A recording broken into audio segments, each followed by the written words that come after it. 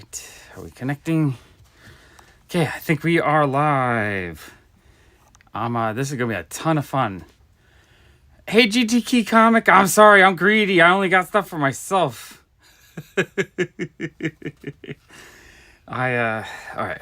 Hold on 1 second. I want to make sure the stream is good. I'm streaming on just YouTube tonight because I wanted to pump up the bitrate to keep the picture as good as possible.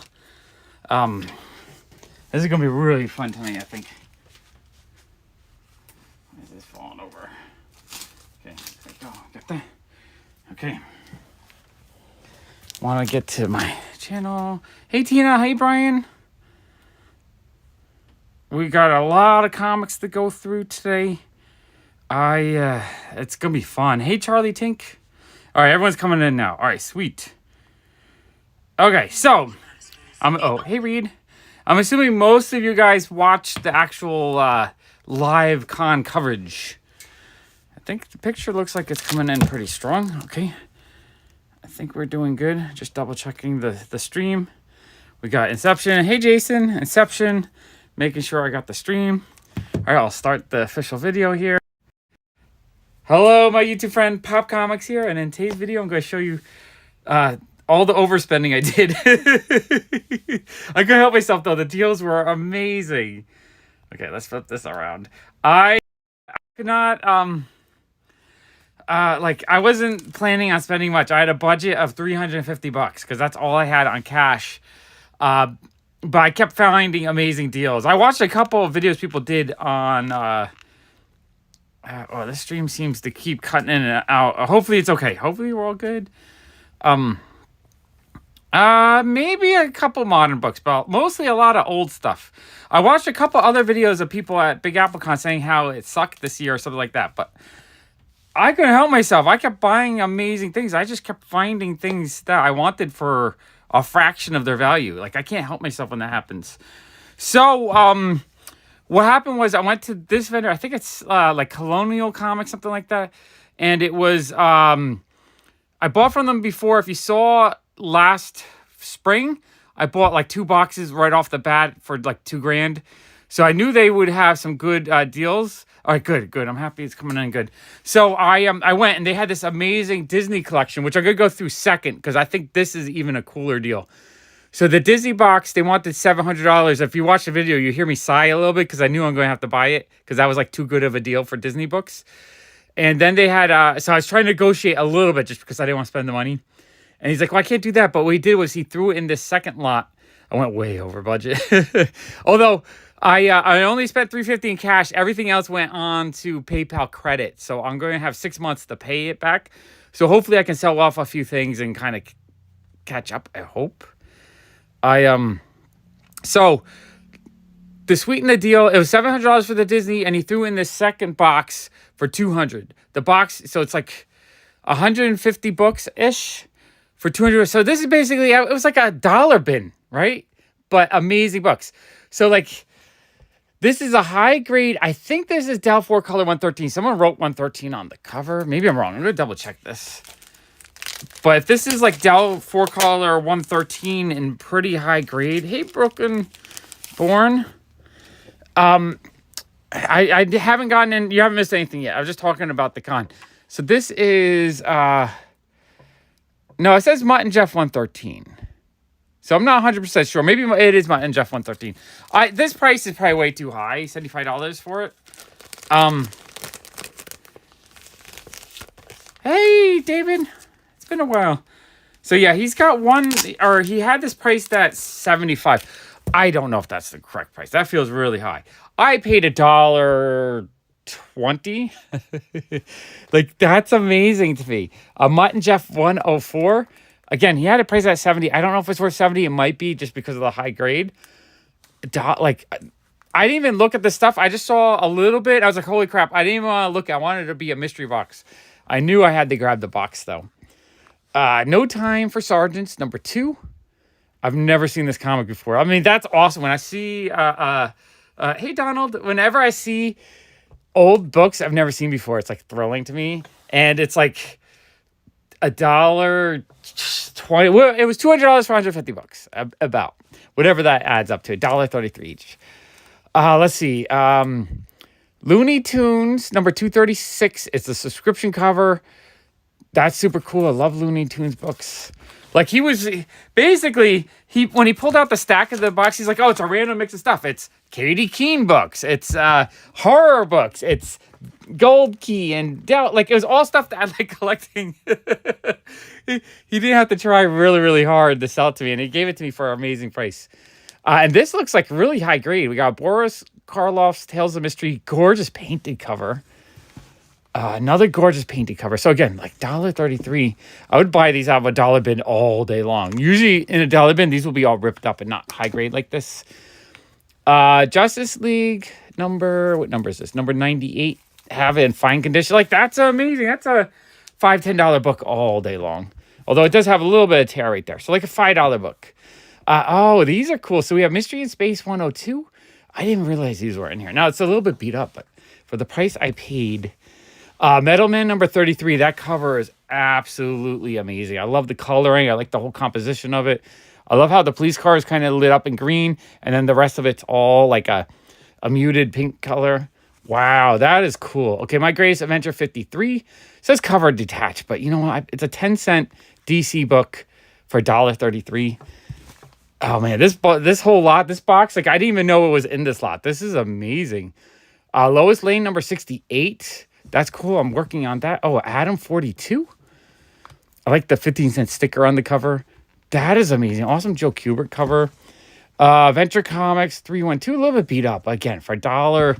I put that out for $5. If I don't have it, I'm gonna keep it. But if it's a duplicate, I can easily get $5 out of that. Like, the value in this lot is amazing. Then we have some bronze sci-fi horror, whatever you'd call this. Worlds Unknown number 4. So the thing is, I love collecting this kind of I love the superhero stuff too, but I kind of love collecting the non-superhero stuff because this is the stuff that you just don't see as often. So I kind of like hunting the kind of obscure stuff. I know I didn't. I looked really quick. He pulled out a stack like this. I saw 7 Katie Keene books that I knew were like $20 to $30 a piece, which that was the $200. Everything else, I was like, all right, I didn't even want to look. Like, I saw to look, but I did not look because I knew just based on the Katie Keene books alone, my value was there. I thought everything else would just be a fun mystery box for us to like kind of go through. And this is a blast. How cool is this? Like $200 for this box. I'd buy this all day long. This cover is amazing. And another awesome cover, Worlds Unknown number 5. Wow, how cool is that? A couple copies. Jason, you want one? I'll put one to the side for you. I owe you for all the help you gave me at the con. Oh, I love this one. The thing called Killdozer or Worlds Unknown. I have that already somewhere. I love that cover, though. The cover is amazing. Towers of Shadow number 3. That cover is awesome, too. Wow, I love this Bronze Age horror mystery kind of stuff. Tower of Shadows number 6. I would have paid $3 a piece if I wasn't broke. And this was a $3 bin with these in it. I would be like eating these up. Like they're super, super awesome. All right. That one is yours, Jason. Just remind me. This one. I'll put it to the side. Let's see. Tower of Shadows number 7. Wow, that's awesome. I don't think I have a bunch of these. Towers of Shadows number 8. This is freaking amazing. Boris Karloff, Tales of Mystery. Now, he originally had a 40. 40 feels really high, but it does look like a really high-grade copy. Hey, DPC. Boris Karloff. Not sure the number. Okay, Tina, seen a little bit. I cannot believe the kind of books in this box. This box is turning out to be more fun than anything, I think. Holy crap. Oh, and then we have some older Del 4 colors. Okay, let me pull these out. Dennis, if you show up, I have your box you sent me to. I don't know if Dennis is here. I have a box you sent me from the Netherlands I got to open up. Okay, we have a Del 4 color, pretty decent grade for, I guess it's considered Mowgli number 1. That is awesome. So 47,582. You guys know I'm kind of working on a 4-color run, but I'm looking to buy them cheap like this in bulk. And so it's, the Silver Age anthology reprints are really dope. And then, okay, So when he's going through the box, I did see a couple. He's like, oh yeah, I have a couple of Zap comics, like as if that's like junk that maybe I wouldn't be. This is a second printing 50-cent Zap number 3. Holy crap, I love this stuff. $1.25 on that's a steal. 50 might be high, but this is easily $20, $30 book. Easy. So like when I saw that there's some underground in this box as well, I was like, yes. Oh, I didn't know there's romance. Oh, a high grade Our Love Story number 24. These are, I don't know if it's $60, but these are expensive. Wow, that, like this is a whole hodgepodge of all the stuff I'm really excited to get right now. Looney Tunes number 229, subscription cover. That is awesome. The Three Stooges number 42. Pretty high grade on that. Oh, this is cool looking. U.S. Tanks Commandos number 1, poor shape with added staples, but that is really cool. Okay, so when he showed these two, I didn't realize they were low printing. Zap number 2, 50-cent cover, second printing. That's easily a $20, $30 book as well. Like, holy crap, that's amazing. Okay, so this is what I saw when he pulled these out. These I've been paying $20 to $30 to put my collection together, even if it's kind of a lowish grade like this. And I know I need 2 or 3 pinup parades. This might be one I needed. So this alone, I've been avoiding because every time it's on eBay, it's kind of in this beat up condition for $40, $30. I'm thrilled to get that because I would have paid 20 to 30 just for that. Holy crap. Let's see. Three Stooges number 6. This is why I borrowed money, because it's not every day that you can find this caliber of books for $1.30 each. This is amazing. Three Stooges 39, pretty high grade. Pinup Parade number 7. I think I do have this one, but I know I can easily get 20, $30 out of that. Like that'll pay for 10% of the box just for that one book. And we've only a third of the way through the box. There's still a ton more to go. And then this one, this one says, it looks really nice, but it says the coupon's clipped on there. So that might be, I was going to say that might be an upgrade for the one I have, but if it's clipped, then I'll just keep the one I have. But again, $15 maybe, pretty easy. Pinup Parade number 8. I don't remember if I needed this one or not, but again, 20 or $30 on that. So this is Katie Key number 57, the Christmas cover. This is actually kind of a rarer one to get. It does say the cover's detached, but this is one I end up paying, I think, 30 or 40 for. Awesome issue. Pinup Parade number 5, maybe a condition upgrade. Like this is what I saw these, what is this, 1, 2, 3, 4, 5, or 6 Katie Keens. I knew those alone would kind of pay for the whole lot. Pinup Parade number 6. I think I have that one as well. I know I'm just missing the last 2 and then one random number from 1 to 10. I forget, so I'll have to double check all these. Look how cool this is. Holy crap. Archie Annual number 9. Absolutely spectacular cover in relatively decent shape for like these really thick Archie covers are really hard to get without the spine completely blown out. I was thrilled. I saw that. I was thrilled to get that too. They had it at 75. I don't know if it's worth 75. I'm assuming it's worth at least like 40 or 50 though. So $1.20, like what a steal. Okay, let's see. Archie Annual number 12, not quite as cool as that one, but still kind of an amazing cover. This, like, I cannot believe I got that. That's an amazing book for the price. Holy crap. I'm kind of speechless, actually.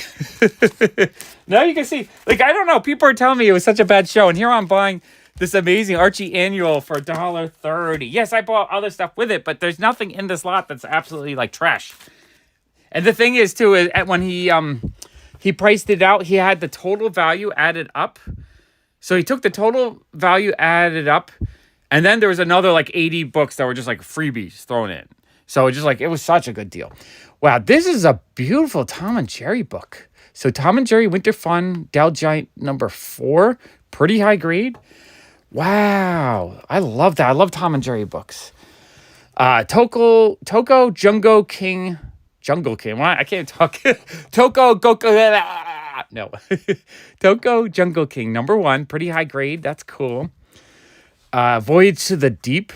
That's a really awesome painted cover.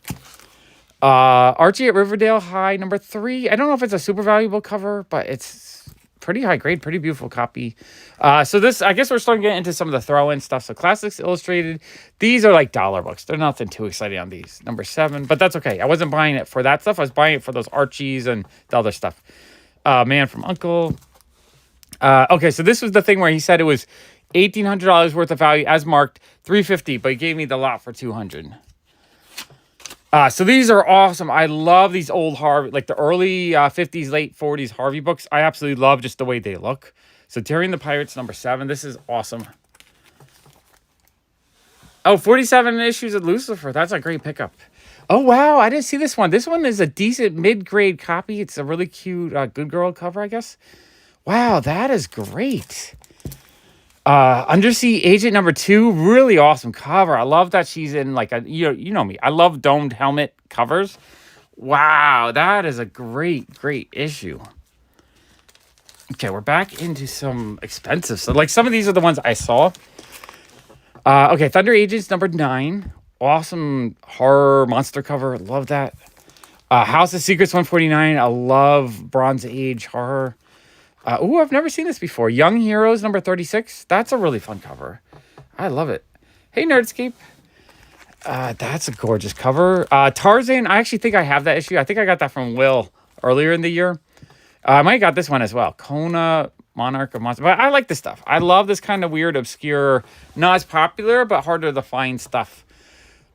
Space Family Robinson. Not sure the issue, but that's pretty awesome. Twilight Zone. Don't know the number, but that's beautiful. Okay, let me clear those out and get to the next deck. I still can't believe that one is in this pile. Like that one is kind of amazing. I would have paid $30 for that just at the show, and it would have felt like it was a steal. Okay, we got Classic Illustrated 97. More Boris Karloff. I feel like I'm going to have like a whole run of these. Oh, Debbie Dates. Our Date with Debbie. Number 9. That's cool. I love these like Archie clone kind of stuff. Those are awesome. Ooh, Underground Comic. Another one. Young Lust number 3. Okay, that's awesome. Dennis the Menace number 1. That's actually probably pretty... I don't know how valuable it is, but this is awesome. House of Mystery 283. Love it. Bronze Age Horror is the best. House of Mystery 246. Again, $3 bin. I would be going crazy buying all those. Balloon Busters, Men of War, Joe Kubert cover, number 116. That is an awesome cover. Love that. Men of War, this one's a little damaged. Classic Illustrated 147. You know, when I put these in my shop too for $1 or $2, they do sell really well. So if they're all duplicates, that's fine. I mean, I'm going to keep them if I don't have them. But like, they're not absolutely worthless books. They're worth a couple bucks. 20,000 Leagues Under the Sea. That's an awesome cover. Okay. That's a little bit of the cheaper part of the box. But honestly, so far, I've gained so much value in this one lot. Okay. Swiss Family Robinson. I do really love the Swiss Family Robinson story. I love the original Disney movie. It's one of my all-time favorites. Hunchback of Notre Dame. So we have a bunch of Classic Illustrated. These I'm not as excited to get just because they you can get them super cheap. Ooh, the Flash Gordon number 3 is kind of cool, though. Do love Flash Gordon. More 10-cent Archies, though. Archie 112. I do think I have that one, so I think I could probably get $20 out of that. Archie 158, a cute bikini cover. That one probably has a bit of value to it. Betty and Veronica 198. Pretty high grade. That one's awesome. Archie's TV Laugh Out number 25. High grade copy. Archie's Madhouse. That was cool. At the con, we saw the original artwork for this issue, which is, it's cool just to get the issue. I don't think I had this one. A really awesome sci-fi cover. Love that. Amazing. Jughead number 62. So yeah, I love anytime I can get 10-cent Archies for like super dark cheap. I am thrilled. That's amazing. Okay. Still about 40 more comics. So do you think I got my value worth for $200? Okay. Then there was this one little brick that I didn't look at of all Action Comics. So it looks like early bronze Action Comics for, you know, again, $1.33. I love this cover. We got the robot Superman in the back there. So Action 397. Action 406. I love this era of Action Comics. I think they have so many great covers. Action 410. Action 411. This is, I think, the reprint. I'm not 100% sure on that. I'm looking. My picture quality looks bad on the phone. Is it still okay, or is it kind of blurry? I can't tell on these things sometimes. Yeah, I feel like I definitely got my money's worth. Yeah, the bonus box is amazing. And I was looking, the Disney stuff actually has a lot of really expensive Disney stuff in it. I love that cover. Action 413. That is amazing. Oh, man. Is that a Bob Ostner cover? That might be a Bob Ostner cover. Action 415, love that cover. Action. So all these are easy, like $5 a piece if I put them in my shop. Again, if I don't have them, I'm keeping them. But if they're duplicates, easy to get $5 each out of them. Action 430, love that cover. I love when the the mainstream stuff became a little bit more like horror or mystery themed in the early 70s. Love this stuff. Action 431, I think that's a Cardi. I think some of these are Cardi covers. And Action 432, Action 439. Wow, that's an awesome little Superman stack. I love those. John Brown, that's funny. I honestly, if you were in 5th grade, they should have let you write based on a comic book. I think that would have been okay. Because you're still reading, you're still enjoying, and you're still writing. I hate when you get judged in school based on what you read and not like the fact that you are reading and writing and all that. Okay, and then we had another brick here that looks like Jimmy Olsen, maybe? Bonus box is amazing. Like, he didn't have to try really hard to convince me. Like, this, like, I would buy this all day long. If I could spend $200,000 on stuff like this at this price, I would. I had a couple of vendors that are like, oh, come buy boxes from me, or like, why aren't you buying from me? I'm like, because you're not giving away stuff for super dirt cheap. When you give away stuff, the sky's the limit. I'll figure out a way to pay for it. Superman 341. All right, so we have a little bit later Bronze Age, which is not as exciting for me, but these are probably good $2 or $3 books if they're duplicates for the collection. All right, got some Superman. $2 books. Dollar books. All right, so this is the weaker, but again, I'm not complaining. These are pretty awesome. Like, I still really like these. And they'll sell, if I put them in my shop, they'll sell for a couple bucks each. I actually sell quite a bit of Superman, like a lot more Superman that you would think, because a lot of tourists come in and they'll grab a Superman book just because of Superman. People know who Superman is. Okay, those are cool.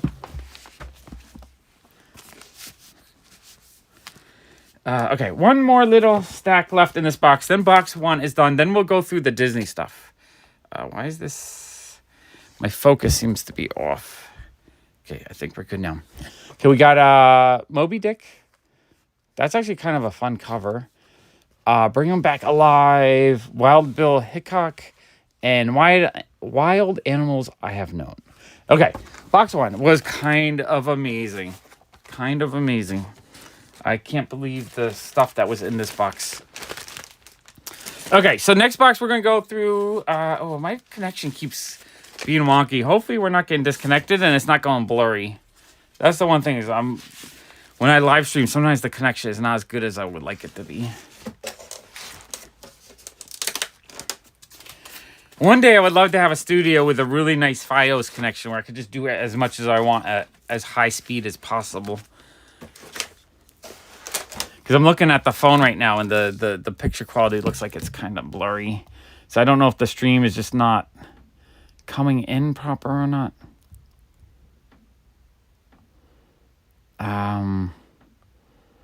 Yeah, I don't know. It keeps coming in at 240. No issues there. Okay. Like right now it's okay. Oh, all right. That's cool if the crisis tie-ins. That's awesome. I might have a little bit more value then. It doesn't matter. I'm just... Basically, that stuff is just throw-in free stuff. I got my value in the old stuff, and then getting the extra value is just... That's how I love to collect, because the extra value adds up over time. Right? The more a little extra value I can get to help pay for the keepers, the better. Hey, Lily. Okay, next box is... Okay, let's get the Disney stuff. I'm going to put this in... Yeah, put this in this box. Okay. Alright, I got this whole box right here of Disney. So the Disney stuff, it was a box and a half, which I think about 150 were, 1950s and earlier, 1940s, 1950s Disney stuff. And then the other half is...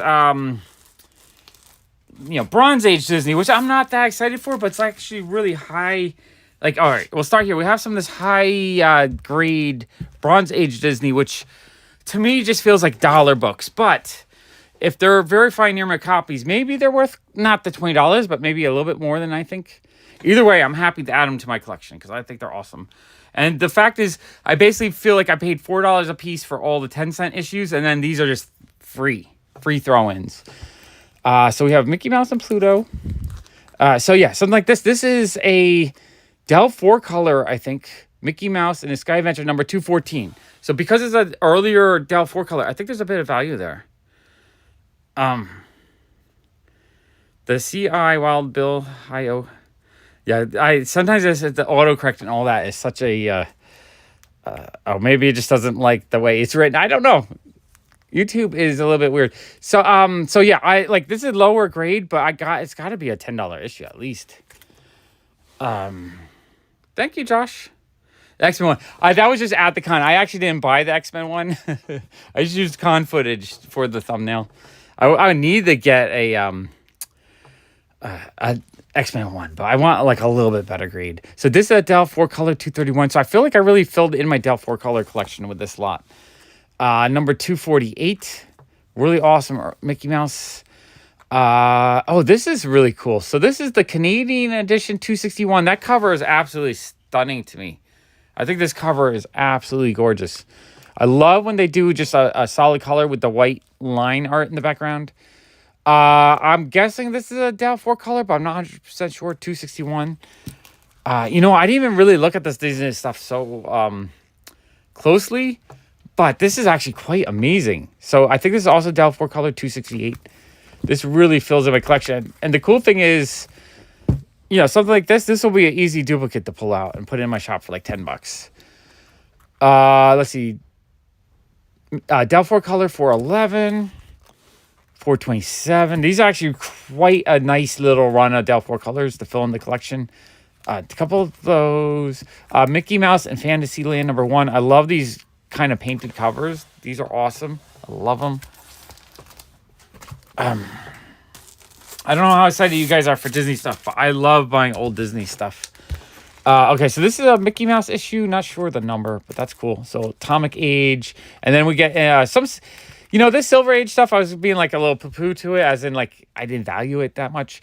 But it's in pretty high grade. Just because of the condition, these are actually kind of cool. And then Early Bronze Age. So yeah, this is the stuff when I was calculating how much I was willing to pay, this to me was more modern, like 60s and 70s Disney, just because I see this a lot more common and it's just not really that valuable. But this stuff, 1948 Walt Disney Comics and Stories number 89 with an amazing cover. Hey, Kenneth. Like, to me, this is the kind of stuff I was really thrilled to pick up. And $4 for that is just, it feels like a steal. Love that cover, too. I love the 40s Disney covers a lot more than the Bronze Age stuff. I feel like just the composition and everything about these are so much nicer than these. I love them, though. I think it's so cool. And it's, the Walt Disney Comic Stories is a run that I work on, but I don't want to pay more than like $3 or $4. That's been my goal, is to buy as many as I can for as cheap as possible. Dell 4-color 318. That's actually pretty awesome. Yeah, to me, they're worth it. I just don't want to pay more than $4, but like, I absolutely love them. Like, this cover is stunning. 4-color 408. Walt Disney's Donald Duck Beach Party. I love it. Again, a painted cover, kind of higher grade. That one is gorgeous. The Best of Donald Duck. So that's a Silver Age one. Oh, what's this? Oh, that is really, really neat. Let's take a closer look. It's like a cereal premium. Wow, I would have loved that if, as a kid, you could buy cereal and get mini comics in it. I would have loved that. So this is a Wheaties premium. Pretty high grade. That is actually kind of amazing. Mickey Mouse number 29. Beautiful cover. Pretty good shape. Mickey Mouse 32. Mickey Mouse 34. A little bit lower grade. Oh, 2 copies. So again, it'll be easy to pull out duplicates when there's 2 of them. Mickey Mouse 39. I mean, I do have to sort it into the main collection and pull out the real duplicates, but like if I can pull out 20 or 30 books right off the back and put them out for like $200 or $300, get half my money back, that would be amazing. Mickey Mouse 50. Not sure the number on that, so that's a lower number. I think the first like 5 to 7 issues don't have numbers on them. Usually it's Dell 4-color has the number, and then if it's a Dell book but there's no number, then it's probably the really beginning of the run. And then after like 8 to 10 or so, they start numbering them. They are stunners. I love them. I think they're amazing. So it's just like I wasn't expecting to buy. Yeah, I was going to try not to spend money, but this kind of just did it. Yeah, I have hundreds of these already. I bought from Michael Carbonaro a few years ago a whole Disney box. So I probably have a third of these already. So this is great. This is going to go right into. I actually have 10-cent Disney boxes. I have probably a long box worth. I probably have like 300-ish. Maybe not that much. Maybe like a box and a half. I love these. I think they're awesome. I know the grades are pretty high. Like that's a very fine copy. That's like amazing. The value is just because of the condition. Even the fine copies are pretty nice. Delphor color 394. This really, I'm going to add probably like 30 Delphor colors to my collection, which is kind of awesome. No, these will not stay in the basement. I don't like leaving expensive stuff down here, just in case. If one day, God forbid, there's a major disaster and it floods, I just don't want to lose this stuff. If I lose a bunch of modern stuff, okay, it's sad, but it's not the end of the world. Donald Duck 30, love that cover. Donald Duck 42. And in a sense, these are already alphanumeric organized, so I just have to resort them back and number it when I'm done. Yeah, Carl Barks Disney is like amazing. I'll buy it all day long. Donald Duck 45, 48. These are gorgeous. 50, and I think I don't have too many of the higher numbers, so these are great. 51. Donald Duck. I don't see the number, so that's probably a lower number in the run. And then we have some Bronze Age comic album. Bronze Age. Don't see the numbers on these. So Bronze Age. So the Bronze Age ones I'm not as excited for just because this is the stuff I see a lot more common. But it's still amazing. Donald Duck, Captives of the Sky Wizard. That's actually kind of neat. Oh, I love this one. A cool little robot cover. That was awesome. Donald Duck, Mystery of the Buccaneer's Bell. How would I price these? So I would check eBay. I would check my comic shop. I would use CLZ. It really depends. I get general idea of what things are going for and then try to sell them for slightly under. And then kind of like if something's going online for $1, I'm assuming that they're shipping too. So I don't really do dollar bin books too often unless it's just junk that needs to get rid of. But this stuff, like the Bronze Age Disney in a high grade, if I was going to sell, it would probably be like $7, like $6.99. Low grade, $3 or $4. I don't think I can get $30 out of that. That would be like a really, really specific collector that wants them. Which is me. I want to get them cheap, but I'm going to keep them. The higher the condition, the better. Okay, let me clear these out. But honestly, if you want a very precise valuation, look on eBay, see what it sold for. They'll let you know what it's actually selling for at the moment. That's the easiest way to tell. Most price guides are never as accurate as just looking it up. Okay, we got another stack here. Oh, that's a cool cover. Wait, there's a book on the side here, which is cool looking. Let's see, 4-color 318. Love that cover. Hey, Jimmy. That's an awesome cover. Walt Disney's Comic and Stories 160. This one looks like it's a little sun faded. Let me move these over so you can see them. 168. So I did have a goal at the beginning of the year to finish off my 1 to 200. So this is actually probably, I don't know if I'll finish it, but this is definitely going to knock out a whole bunch of the ones I need. I know I had, I think, 35 at the beginning of the year. I've added a couple throughout the year. So hopefully this adds, I'll probably get to 70 to 80 different from 1 to 100, which is pretty awesome.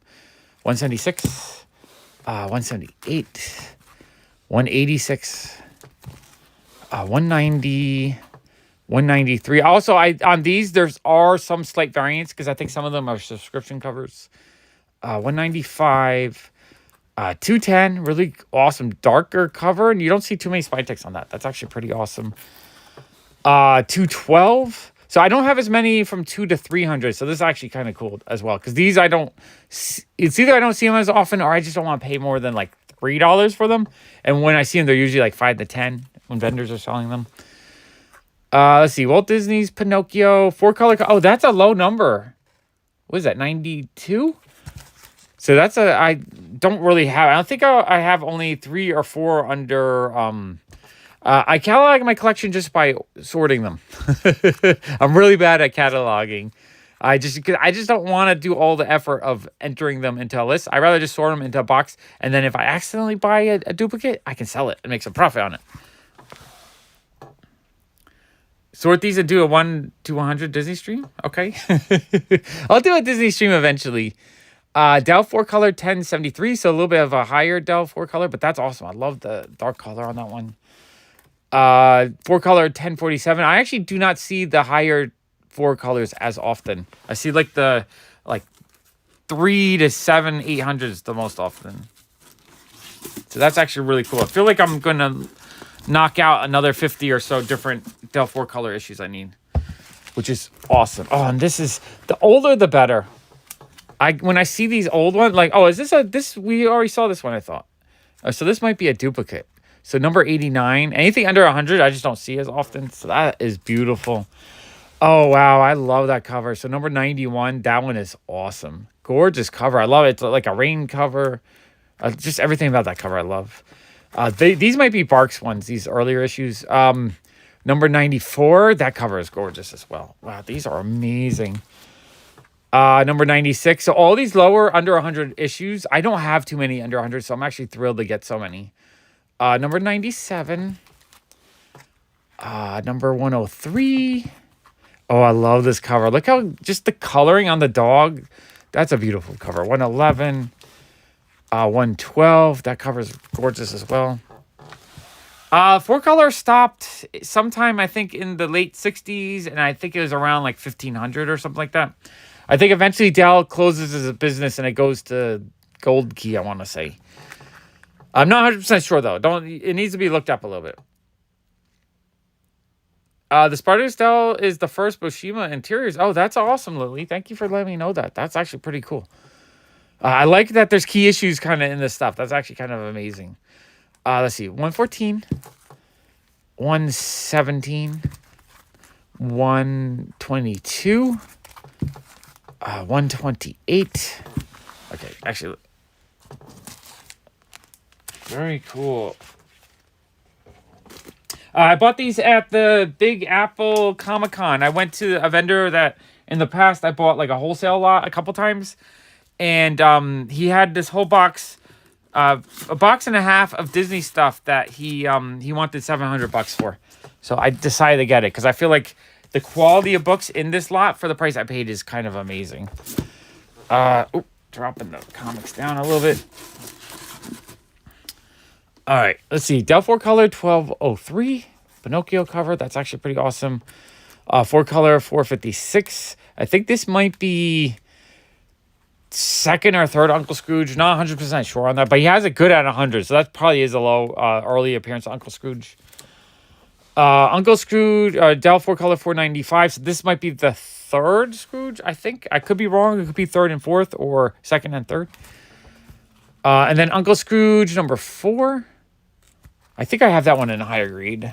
Uncle Scrooge number 9. Walt Disney's Comics and Stories number 81. That's awesome. I love these low number ones. Number 83. That cover is gorgeous. I have a shop. It's called PopFuzz. It's in Williamsburg, Brooklyn.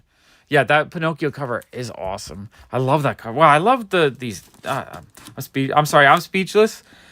Just because I can't believe the book's in here. Like, I thought it wasn't as much of this stuff. This is the kind of stuff that you're not going to get for less than $20-$30.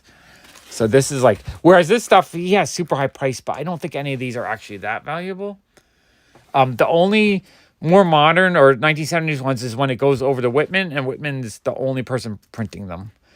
These are cool, though. I still like that. And they're high grade. So I'm still actually really thrilled to add them to my collection. Because I wouldn't, if they do go for that, I wouldn't want to pay that. But if I can get them in a lot like this and fill in the collection, I'm actually really happy for that. I do love Uncle Scrooge. I was a big DuckTales fan back in the late 80s. Loved them. Oh, cool. Yeah, if you visit my shop, you can also go to Action City Comics and Comic Station. It's like 3 comic book shops within like a mile and a half of walking. It's actually pretty cool. Oh, wow. Walt Disney Comic Stories number 55. What a low number. Oh, wow. That is super cool. Number 72. Pretty low number on that as well. That's pretty awesome. Someone pointed this out. This is actually kind of a valuable issue. It It's, let's see, Dell 4-color number 79. So it's a low, under 100 Dell 4-color. It's Carl Barks Mickey Mouse storyline. It's actually supposed to be quite a beautiful book inside. We're going to take a look at it. Let's slow it down for a second. When you get a book, they had it priced at 200. It probably is at least at 100. And in Desert Island, you can walk the other direction to Desert Island, which is a fourth comic shop that you can walk. So you can do, if you're willing to walk about 3 miles, you can hit 4 comic shops. Oh, this is actually a lovely, lovely book. 1945. So this is right, I guess, right after the war. Wow, this is beautiful. I just love the coloring and the line work. All right, we'll look at a few pages. It's sometimes when you get a really beautiful book, you have to take a few minutes to enjoy it. This is gorgeous, though. Everything about this issue is a treasure. Treasure. Oh, these are beautiful. I want to sit here and just read it to you. Sean reads to you live. A beautiful 1945 Mickey Mouse comic book. And I'm pretty sure it's all Carl Barks art, I think. Pretty sure it is. Which is amazing. He's just, he's the top tier Disney artist. His stuff is just the best. It represents Disney at its finest, I think. This is... Okay, I'm speechless. Like, for the price I paid for this collection, this easily pays for like 15-20%. Yeah, like this. You're saying pull it out like this. And then when you put it back in, you slide it in with the board. That's very good advice. It needs a better price post. So you do that so that when you actually slide it in, you push pressure, you're pushing on the board and not the comic. I also pulled the tape and put it to the side here because tape pulls are the scariest thing you can do on a book like that. Okay, that was pure joy. Pure joy on that book. I cannot believe that was in there. Dell 4-color 1143. That's pretty neat. White cover though. Oh, this is just a little bundle. We got to get this bundle open. It looks like I'm gonna have to bag and board these.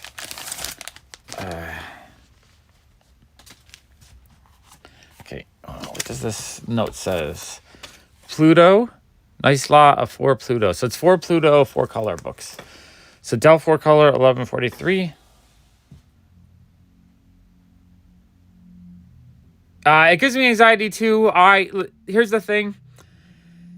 I'm just a temporary curator of my books because I'm not going to be here forever. So I do want to enjoy my books. I do want to be able to take them out and read them and look at them and enjoy them.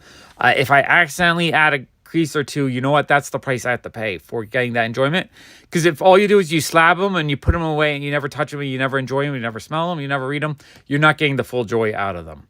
You're just leaving that joy for a monetary price for someone in the future. It's kind of like working. You work for money, right? And then you spend your money to get something else. So it's like you trade your time. So I want to get...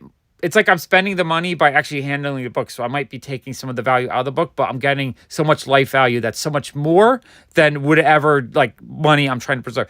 That being said, I'm going to try to handle them as carefully as possible because, I want to be able to just like, to flip through them and like, look how just beautiful old books are. I love them. I want to be able to enjoy them, read them, smell them, touch them, and it's just like, you got to try your best to take care of them, but also don't be, scared of actually getting enjoyment out of them. All right, Dell 4-color 654, 1248. 509.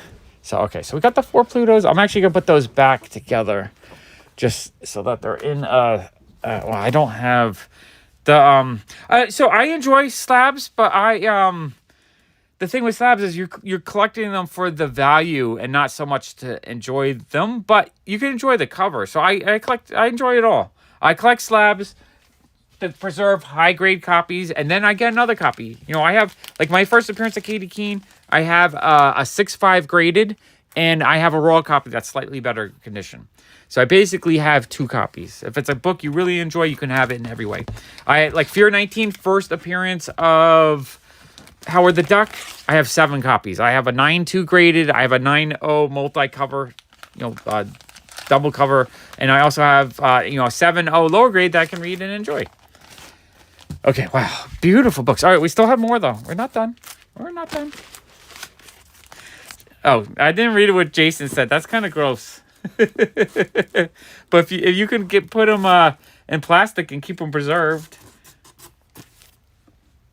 There was a thing back in like the 1800s where people would collect celebrity hair.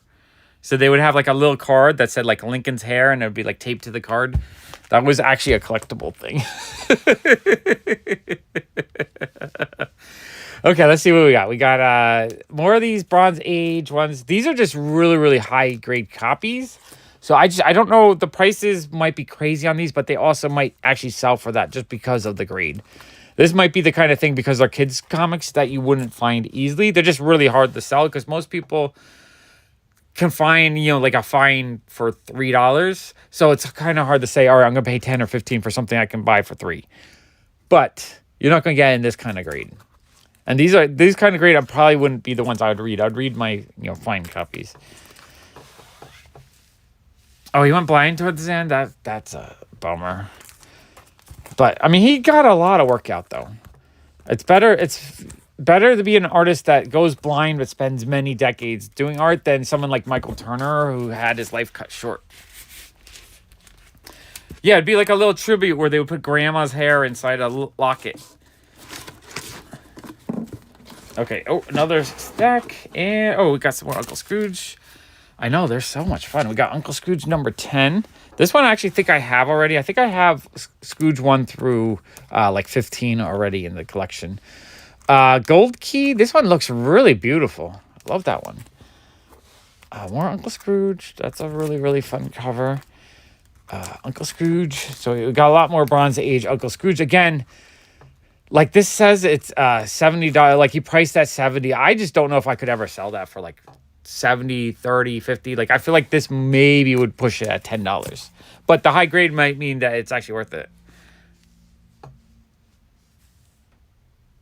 I know. Well, you know what? There was a dude who canned turds back in the 60s, and those canned turds are actually worth, hundreds of thousands of dollars. It's all how you perceive the value in the things.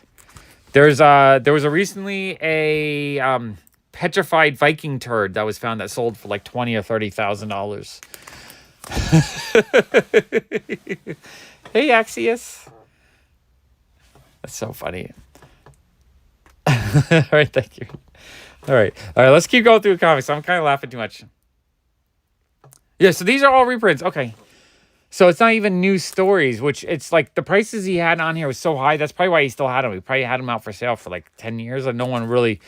I can't imagine myself being able to sell. Even though it's like a near mint copy, I just don't think these would sell very well. These would have to go into like a heritage auction or something to even get a chance to get that kind of price on them. Or get them slabbed. Get them slabbed and get like, your like 7.0s to 8.0s. Okay, those are all really beautiful though. Okay, and then we have another half a box from the same exact Disney collection. My brain is going. My brain is going.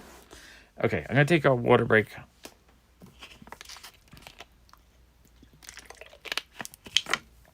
I don't know why the focus on the camera keeps being kind of funny. Okay, let me get the second half. So there was another, like a third half of a Disney box, which I think has more older ones mixed in. All right, I just want to get this box kind of organized. Okay. Okay.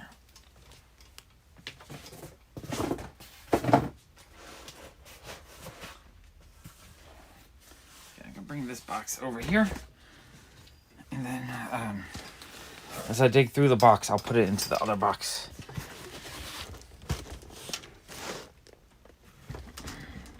Nope, this does not fit here. I have no room. It's really tight down here in the basement. Okay, I'm gonna go like this. Oop, knocking over the camera. Knocking over the camera. Okay.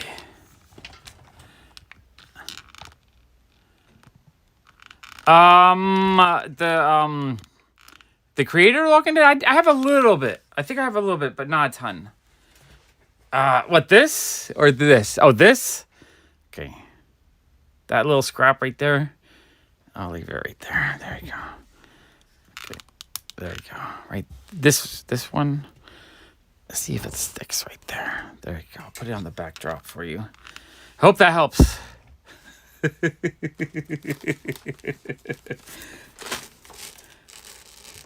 Oh, that's awesome, Lily. That sounds amazing. Okay, here we go. This was the front. So this is the lot. He had the lot priced at so he said it was $5,000 the value, and then he was selling it for $1,000, but he gave it to me for $700. I feel like it's such a great price. I know the Disney's amazing. I love it. Okay, so we got Walt Disney Comics and Stories number 97. Is the camera still good? Okay, beautiful. And 2 copies of that. Again, the ones when there's duplicates, it'll be really easy for me to pull out for the shop. Number 120. Number 130. I love the coloring on these when they do multi shades like blues and stuff. It just looks gorgeous. 132. This one has a bit of sun fade on it. 133. 135. I love the like the shading right there. It looks cool. Oh yeah, no, there's some stuff you just can't show on YouTube. Like sometimes I want to show some of the underground stuff, but I need to figure out a way to do it without getting in trouble because I don't want to lose my account. I know of at least 2 accounts that got banned for like months or permanently because they showed some kind of naughty underground stuff. 138. I love that the shovels. That's kind of funny, but I love the cover. Easy to sell, second copy. That is cool. 139. Oh, extra copy of that as well. Oh, 3 copies. Okay, that makes it easy for me. 141. 146. And still there. It is still there. All right, here we go. Okay. I'm sorry. I didn't mean to leave it there. I'll put it right here. Okay, there we go. Okay. Which ones did I do already? Am I in the right box? Oh, yeah. No. Here we go. Put it there. Let me clear this out. Okay, next handful. All right, we're almost done with the Disney if you guys are sick of Disney. I love them, though. I think these Disneys are amazing. Walt Disney Comic Stories 146. That one's kind of low grade. Still awesome, though. So, yeah, some of these actually have subscriptions on them, and this white box is just a white box. It's not a sticker. So, I'll keep both variants when I can get them. So, it is kind of cool to see the subscription variants. Robert, Losey, and Islip. Okay, that is super cool, though. 152, love that. 153, 154, 170, 162. Again, with the subscription box, which is kind of neat. 175, 176, 185. Oh, and 2 copies of that. Okay, all right. Need more white stickers? Yeah, okay. I apologize. I will actually remove it now. I will not leave it there. If I can just put it right there. Okay, there we go. Okay, let me clear those out.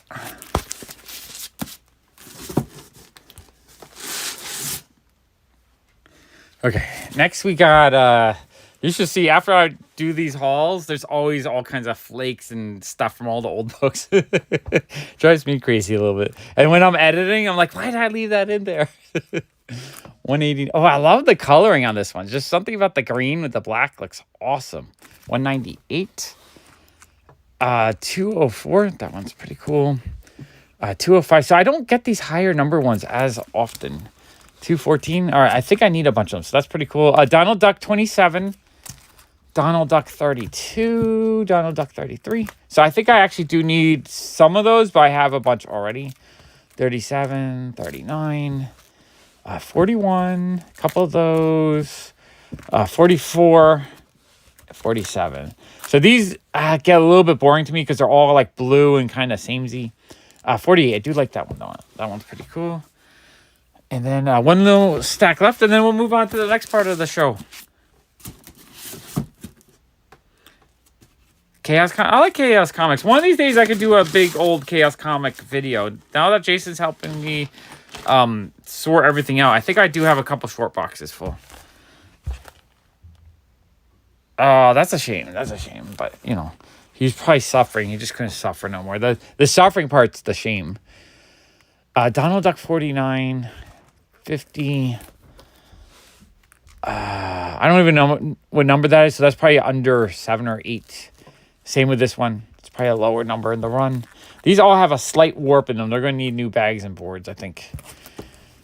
This is what happens. If you have it in the box and the box isn't quite full, it kind of just like warps as it sags at the end. Oh, that's a really fun Donald Duck, though. All right, very cool. Yeah, we pulled out a ton of chaos. Okay, so on to the next haul. Next place I went to after that is, does anyone remember? Did you guys watch the haul? I went to Michael Carbonaro, the guy who runs the Big Apple Con. He, I've been buying from him semi-often, like every show I see him. All right, I'm doing it. It's gone. Done teasing, Brian. I'm done. So for, I believe, $800, I bought a whole stack of Golden Age stuff from him as well. And I, like, with his stuff, nothing is priced, and I just don't know what he's going to ask. So it's kind of like a song and dance where, I'm going to move this over here just a little bit. I just don't know. So what I do is I pull out everything I'm interested in, and then I try to mentally think what I wanted to pay. So basically, I wanted to pay like 10 to 15 each for the cartoon books. So we got Animal Antics presents Raccoon Kids number 50. Just a really fun cover.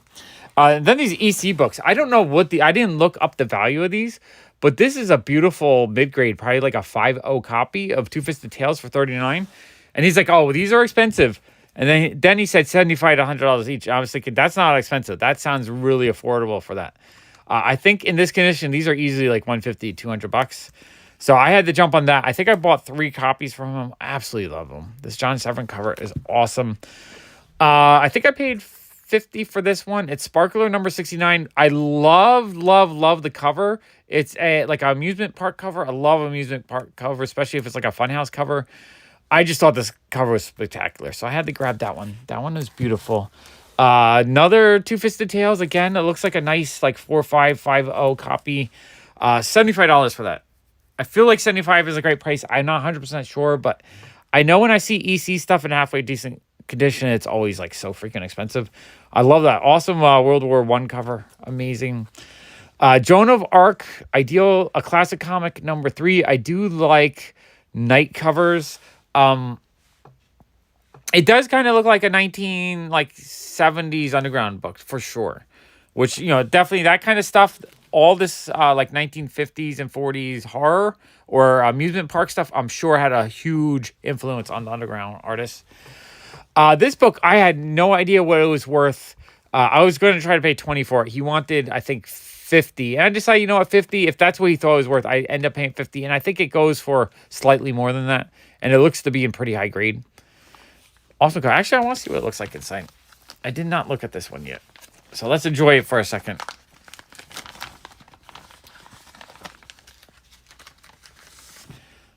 Yeah, it looks to be in pretty awesome condition.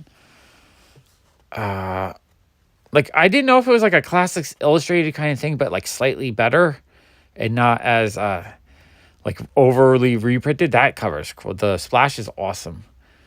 What year did this come out? 1948. So it is an older issue. Relatively decent shape. Oh, we got a Tootsie ad, which looks really fun.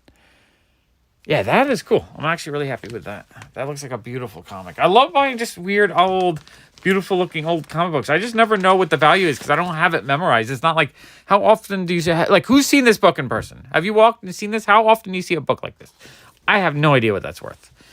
It does kind of look like Prince Valiant. Two Fisted Tales number 41. That cover's awesome. Jack Davis cover. I love the green cover.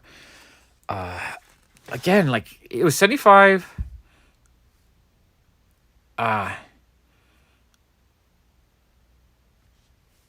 is it? Okay, that's cool. I don't know too much about Joan of Arc. I did really love the movie with Mila Jovovich that came out years ago. I thought that was just a fantastic film.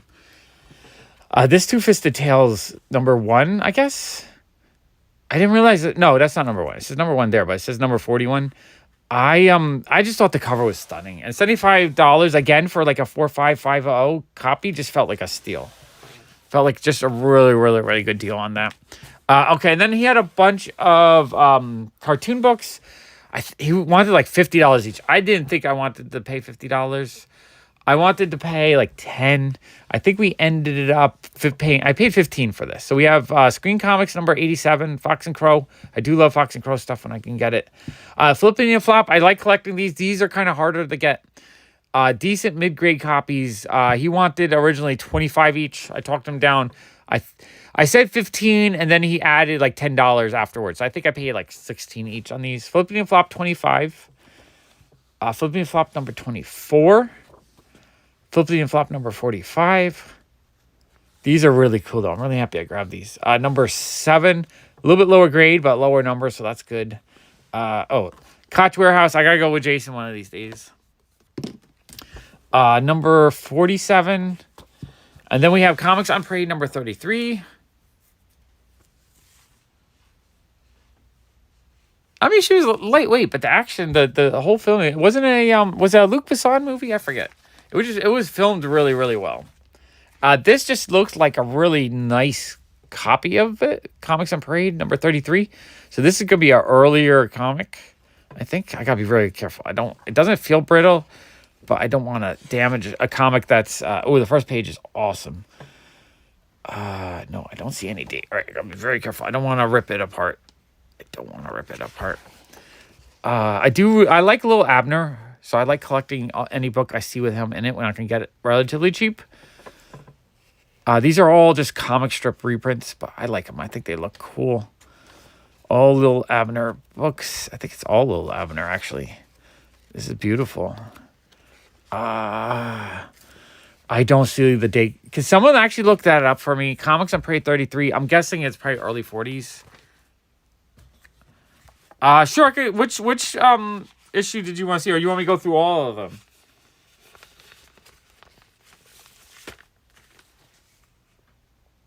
Yeah, it looks amazing. I think there's a few characters that were kind of Sylvester and Tweety, like rip-offs. All right, so we got that, Two-Fisted. And we have Jonah Ark, Two-Fisted. We got 40, 39, 40, and 41. So 3 in a row. Which the interior artwork should be pretty amazing because EC books are usually beautiful stuff. So yeah, I paid 75 each on these. I think 75 was a steal. The boxer cover. Okay, I'll look at that in 1 second. The boxer cover is number 39. Interior artwork is beautiful. Oh, awesome. Awesome. Oh, I love the ad. That is awesome. Okay, let's look at the boxer cover one. Shape on this is nice. Hey, Eric. Like, EC books. Yeah, so 39. Yes, 39. EC books for $75 in mid-grade feels like a steal. They're not, the horror or the 1938. I knew that was an earlier issue. So, yeah, pre-40s, pre-war book in really nice condition. You're just not going to find that kind of stuff easily. I paid $25 for it, I think. It was kind of like we threw it in to round it up to the hundreds. Interior of this issue is gorgeous as well. John Severin art on that. So he might have done several of the stories. 1954, so pre-code. That is awesome. Absolutely love it. Such beautiful, amazing books.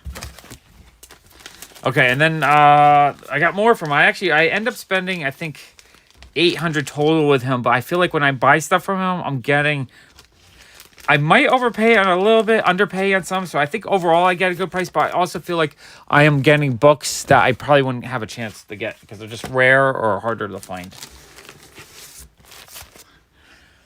Okay, we got a really nice looking Tales of Suspense number 23. I really need to grab a lot more of these books from him because every time I get them from him, he just wants $50. $50 feels like a steal on this.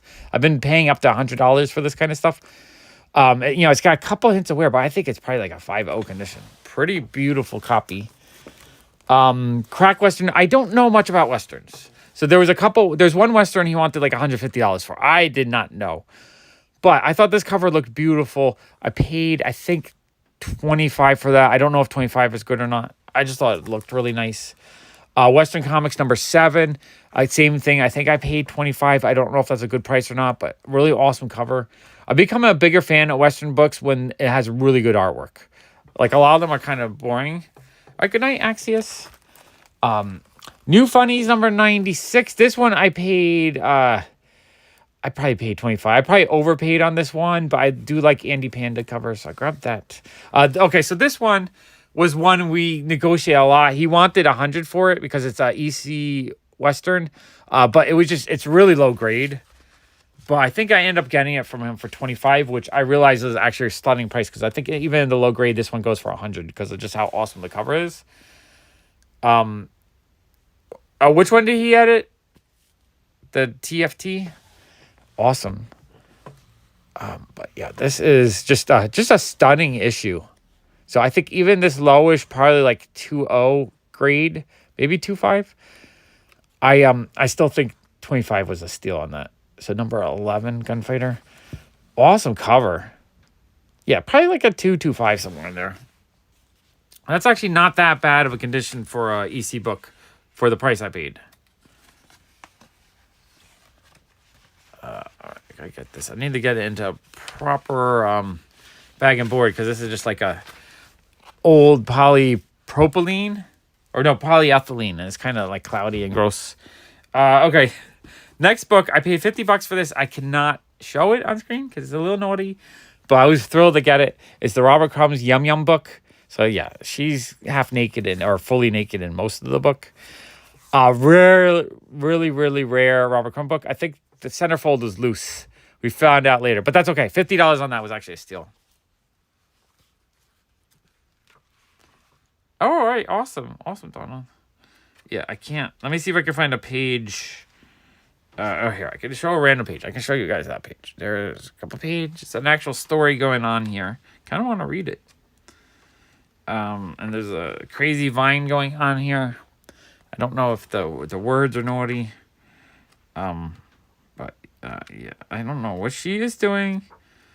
But thrilled to get that. I love Robert Crumb stuff. Big fan of Robert Crumb. Okay. One more stack of beautiful books from him. So this one I didn't pick out to buy. It's Stop, Can't Beat the Law, number 10. But Mike needed $5 and change. I was like, oh, I have $5. So I just lent him $5. I'm like, here, take it. And he's like, you want this book for $5? I'm like, all right, that's fine. So basically he gave that one to me for $5. More of the Flippity Flop, number 13. This one's kind of a higher grade one. So that's actually the $15 on that was actually really good price on that. Flippity Flop, number 14. I know these are just rare. You just do not see these books ever. One had a chunk out of it. He said he had a chunk. I don't know if it's floating around. That's number 18. Floating around in the back of one of these bags of boards, but I might get it later. Oh, hey, Art Chemist. No, Jason was just flipping through it, didn't I? It was already loose. We were joking. Flipping and Flap, number 5. So this is cool to actually get so many all at once. Number 16. I don't know how many I got. 7 or 8. Number 22. And number 15. And number 21. I know I have a pretty high grade number 1 floating around. Number 20. And number 23. Those are awesome. Really happy with those. Okay, so that's everything I got from Mike. I think a decent collection of books for $800. Okay, I'm going to put these away safely so they don't get damaged. And then we'll go on to... now I got to try to remember, what was the next thing I bought? I guess they could be out. They're not going to be in order. They'll be a little bit out of order. So I'll go show you the big grail of the day. Well, a couple. So I bought Frontline Combat number 10. I actually really want all the Frontline Combat. I really like the covers on them. I think they're great. It's a a Horrors of War cover where you got the soldiers in the background and you got the kid and just the filth of destruction. Really amazing issue. He had it priced at $200. So $200, I don't know exactly what I paid because the next thing was my big boy book. This is the one book I paid. I paid $775 for this book and this book here. I got Military Comics #2. I'm gonna pull it out this so I can see a little bit better. Pretty decent looking condition. It has a little bit of a tear right here, and it's got some yellow, or not yellowing, but like, some age on the edge and that edge, but the staples felt very, very stable. There's a little bit of gloss on the issue. It smelled nice. It didn't have like a really bad older smell. I think it's probably like a 4550 condition, maybe even slightly better. I am thrilled with that. So this is Military Comics #2 is the second appearance of Black Hawk. You guys know I've been collecting Black Hawk the last year or so. So to me, this is a major Black Hawk grail. It's the first appearance with this version of the outfit with the Black Hawk on his suit. It's the first appearance of practically the whole team. It's, so it's a really important book for the Black Hawk storyline. So if they ever do a movie or if he becomes popular, this thing will explode in value. I paid $775 for the pair. Now, I tried to look up. I saw like a 4.0 graded one sold in the last year for like $500. This might be a little bit better than a 4.0, so it might actually be a better grade. I was hard. It took me 20 minutes to make the decision if I was going to buy it or not, because I didn't know if 850. Now, he said he would give it to me for 700, so that was the price he quoted. But then I decided I wanted that one, so he said, I tell you what, I will give you, if you pay the $850 as priced, I'll throw that one in for free, which is the same price pretty much. I even pointed out, like, that's the same price. So instead of $850, we negotiated, and I got down to $775. So what did I pay? Maybe I paid $100 for this one. Maybe, let's say $125. I think I paid $125 is really fair on that. That's even low. Maybe $150 would be fair, but let's say $125. $125 from $775 is what, $650? So I probably, no, yeah, $650. So I probably paid about $600 to $650. I think that's actually a fair price on that. It wasn't like a steal, but to have a major Black Hawk key for that price, I think that was actually just a really amazing deal. I'm thrilled to have that. That means I knocked out probably the second or third most expensive issue in the run. #1 is going to probably cost me about $5,000 once I can afford it. Maybe $10,000 if I want at least like a 5.0. I don't want a low grade one though. I want at least a 4.0, I think, on that. So I'm happy. That was like, I wasn't going to spend a lot of money in the show, but this is the kind of thing I was like, I had to judge. How often am I going to see this? I think it sells once a year if you're lucky. This is a rare comic book. It's, I believe, 1941. So it's war era, or right before pre-war. It's right before the war started. So there's not a lot out there. There might be only 20 left in the world. I mean, I don't know how many are out there, but what I'm saying is it's rare. So I'm thrilled with that. I think that's an amazing comic. Okay, next pile. That was the big boy book I bought this show, and that's not a book that most people will be looking for. But for me, like, I feel like I really scored on that. Okay, next two books were a couple of graphic novels. Not graphic novels, manga, which you guys know I've been really on a manga kick lately. I would like to find a lot more for sale. I just thought these had beautiful covers, and then when I flipped through them, the artwork looked really cute inside. I'm glad I bought them because they're really highly rated, and the description was like Harry Potter meets Studio Ghibli. That sounds amazing to me. So I paid $10 for those. I was trying to negotiate like $8. I was like, how about $9? I wanted to save $1. He said no, but I was like, all right, how about $10? But you throw in a book. So I got him to throw in one additional $1 book. So I grabbed a Quality Comics 2080 Christmas cover, which I thought was really amazing. Because you know what? Sometimes you just got to negotiate. So I'm really happy with these. I can't wait to read them. They look awesome. Okay, oops. Okay, next we have oh,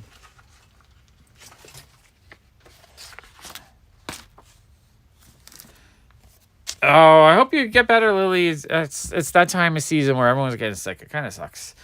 Okay, from Dan Parent, I bought the Big Apple Con variant. I don't know what comic it was. He didn't even know what comic it was. But it's I thought it was really awesome because Dan did a self-portrait and he drew Jim Steranko, where he's at every single Big Apple Comic-Con ever. And just like, it looks like a fun tribute to the con. I decided I had to get it. $20. He signed it. Thought that was a really cool comic book to get. Then, oh, okay. This next little batch was kind of fun. So this was from one vendor that was selling a lot of underground books. So this was these really fun, skinny Robert Crumb books. I don't know anything about them, but he had them at 20. I felt like 20 felt like a decent price. It was maybe a little bit high. Like his prices were high, but it was a Sabrina. Okay, thank you, Jason. So his prices were high. But I also, it's never something I've seen. So when it comes to Robert Crumb, if it's something I've never seen, I'm willing to pay like 10 to 20 bucks just because I'm assuming it's semi-rare. So I got that. And I got this Fritz the Cat, sort of like, I don't know, it's like just a skinny book. I don't know what you call that, but I thought that was super cool. And then my friend Chris, when I walked by him, his girlfriend told me, oh, you like Mobius, right? There's a really cool early printing of the Inkle. And so I went and I got it. It was priced at $100. When it comes to Mobius, yeah, but it's Robert Crumb. It would have been Wheaties. It would have been like in some kind of like S&M cereal box or something.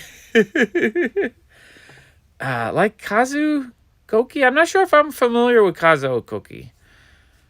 Yeah, I've never seen them either. And I've loved Crumb and I'm always buying Crumb stuff when I see it. So when I saw them, I'm like, you know what? Because I've never seen them, I'm assuming they're super rare that I'm going to buy them. So I love Mobius. He had it at 100. I think I paid $85 for that and $30 for the pair. So $15 each on those. When it comes to Mobius books, most of his older 1980s, earlier printings, $100 is just, that's what they cost. He wrote Lone Wolf and Cub. Oh, okay. I did not know that. I have all the Lone Wolf and Cub reprints from first, the ones that came out in the 80s. I actually have a full run of those. It's actually on my list of things to read. I just haven't read it. But yeah, I love Mobius, and I love these French editions, just like the size of the books with the hardcover. Everything about this book is just absolutely beautiful to me. Even though I can't read it, I can just enjoy it. And this is probably the purest, best form of the book because it's just earlier, or it could be the only printing. It might be the original printing. I'm not 100% sure on that, but it's lovely. The page quality feels great. The coloring is perfect. This is Mobius at his best. A lot of times the reprints I feel like just don't look as good because the coloring is off or almost looks like a scan that's been reprinted. This looks like a beautiful ink on paper printing. What a stunning book. And so I wasn't sure. I asked him if he knew what print. He didn't know. It is a 1981 printing. So, yeah, I'm thrilled to get that. How cool is that?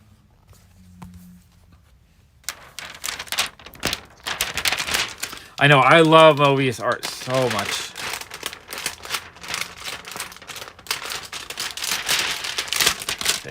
So, yeah, I just decided to get it. I need to collect more obscure Mobius stuff. It's hard to pull the trigger because they're expensive. Every time it's like $85. I feel like I can get a reprint for, $30 or $20.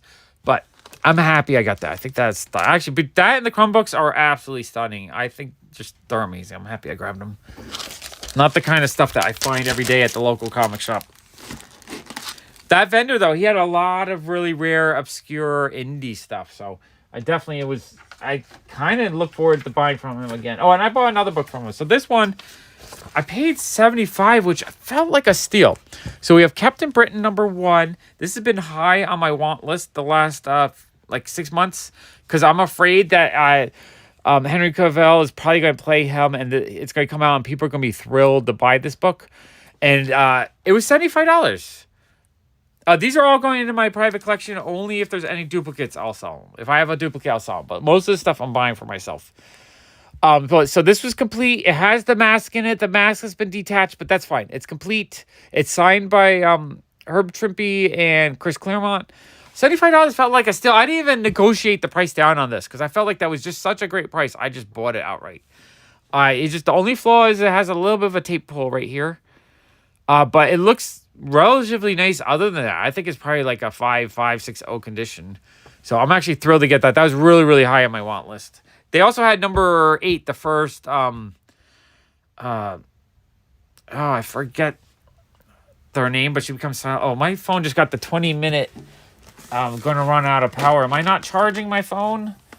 Oh, let me make sure the phone is plugged in so we don't lose, because I want to go for at least 2 hours tonight. don't want to lose out at least 2 hours. I thought I had it plugged in getting a full charge going here, but it just gave me the warning that it's not. Oh, it is plugged in. What the heck? Let me... Is this the wrong... Maybe it's the wrong cord. Betsy Braddock. I always forget her name. I'm terrible at remembering her name. Okay, let me switch this out.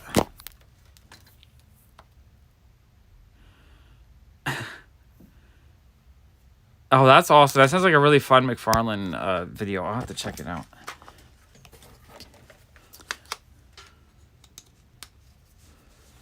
All right, let's see. Is that I can't even tell if I'm charging or not. My wires are all crumpled up here. I gotta fix this. I gotta fix this. Why is this? I don't even know what it's sitting on. All right, give me 1 second. I'm slowing down the stream just because I'm having technical difficulties. Because there's not enough room down here.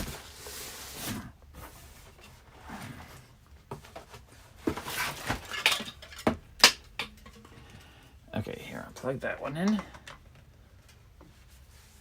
I can unplug this.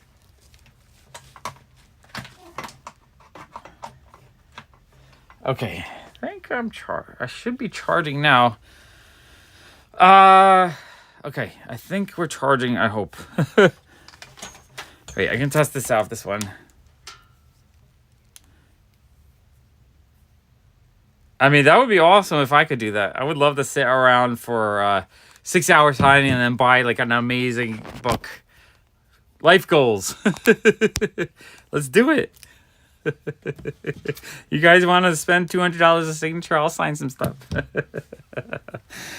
That's actually pretty awesome. I love that. I love that idea. Okay, let me put that away. Let me get to the next book.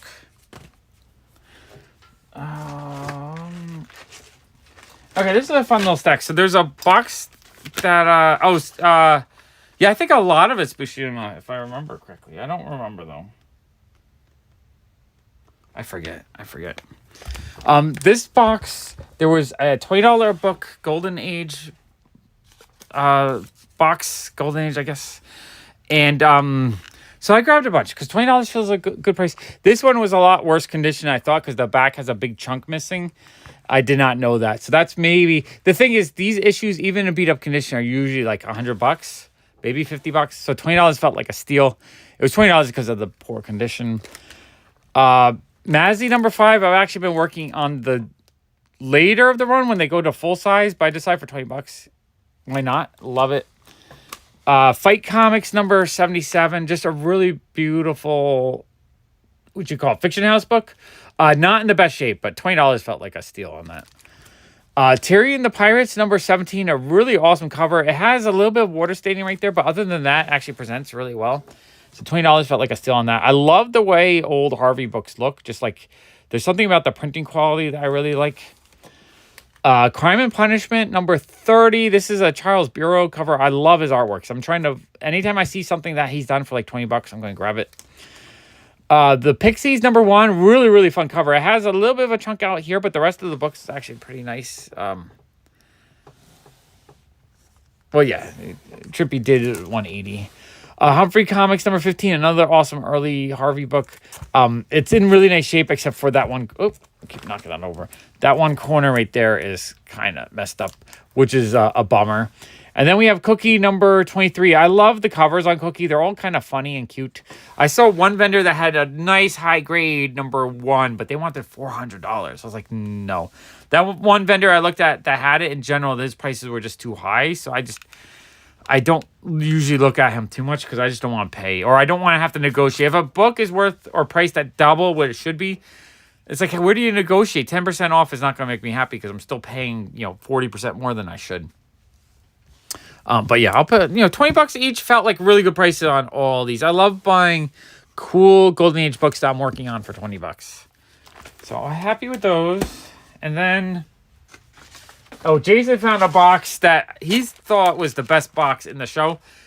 And it really had some cool dollar bin books. And I got to, after Jason and Sean went through it, there's probably not much left. Is Schomburg on the fight?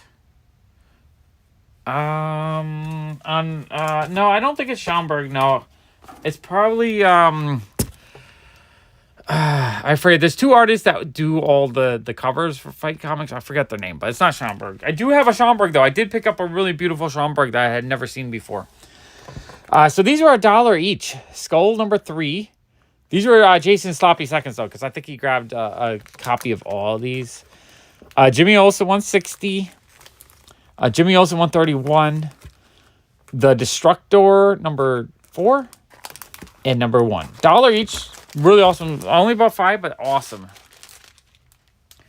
T-Rex or Raptor? I'm confused. Oh, you mean on here? This guy? I think it's a T-Rex. I think. Because it's just got the bigger head, I think. Okay. Oh, here's the Schomburg. Okay, this vendor. This is the same vendor that I bought. What was it? I bought the military number 2. So I looked through his Schomburg box. He had this popular crosswords puzzle book, number 28. I had never seen these before. Apparently, Schomburg did a bunch of little books like this, like horoscopes and crossword puzzles and stuff. I think this has a stunning, absolutely gorgeous cover. He had it priced at $200. He gave it to me for $170. I don't know. I can't find it for sale. I don't know if $170 is overpriced, but this is a beautiful book. So, sometimes when it comes with stuff, you just have to grab it no matter what the price, because I might never have a chance to get it again. The Fight is a gorgeous cover. I can look it up for you. I know that one is not Schomburg or Matt Baker. It's I'm so bad at remembering names. I'm gonna look it up actually. My comic shop. Was it Fight 77? Fight 77. It's gonna be there's 2 artists that did most of the covers. And I'm really bad at remembering artists' names, especially with older artists that I don't get as often because they're rare. Fight. It is. Oh, it's Maurice Whitman. So it's a Maurice Whitman cover on the Fight. How gorgeous is that book, though? That's I think that's probably my favorite thing I bought at the con, just because it's just something you do not see. I bought this random indie that the artist was there selling. It's called Apex Hunter. $2. $2. The guy was really fun. And my friend Sean bought one. I was like, I'll buy one for $2. Why not? Support a little artist trying to, live their dream. His friend was there. His friend is in the book. I think his friend signed it for me inside. I don't remember where in the book he is, though. I was like, sign by yourself in the comic. I don't know where he signed it. But anyway, it's $2. $2, pretty cool. Yeah, I ended up buying another one on eBay for $38, a different cover. I think Schomburg did a whole series of them, so I'm going to have to try to track them down. But it looks like they only, once or twice a year that one gets listed. That's going to be a really hard set to put together. But now I'm on a mission. Oh, this is super fun. So I've been looking for, what you would call Herbie. I've been trying to put a Herbie run together for the last 2 years. But every time I find them on eBay, I get outbid at $20. So I just I wanted to pay maybe $5 each on these. So I asked him how much he wanted. I said, I'll buy them all. And he's like, them all? And then my friend Sean's like, yeah, he'll buy them all. Because that's what I do. So he gave me a third off. So that felt like a really good price. So this is number 22. So it's $12. So basically $8. This one was $8 for number 21. $8 for number 20. These are so much fun, though. I love these. This one was $8 for number 17. I might have this one already, but I grabbed it just in case. $8 for that one. This one was only $5. I don't know if there's a flaw with it.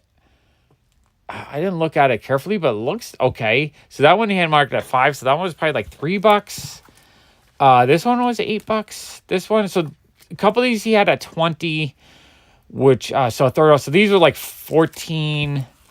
Number 3 was 14 and number 2 is 14. So overall, I probably paid $9 a piece. I felt actually a really good price for Herbie. I'm happy to grab those because I've really, really wanted them. Now I have about 10 more I have to track down to complete the set.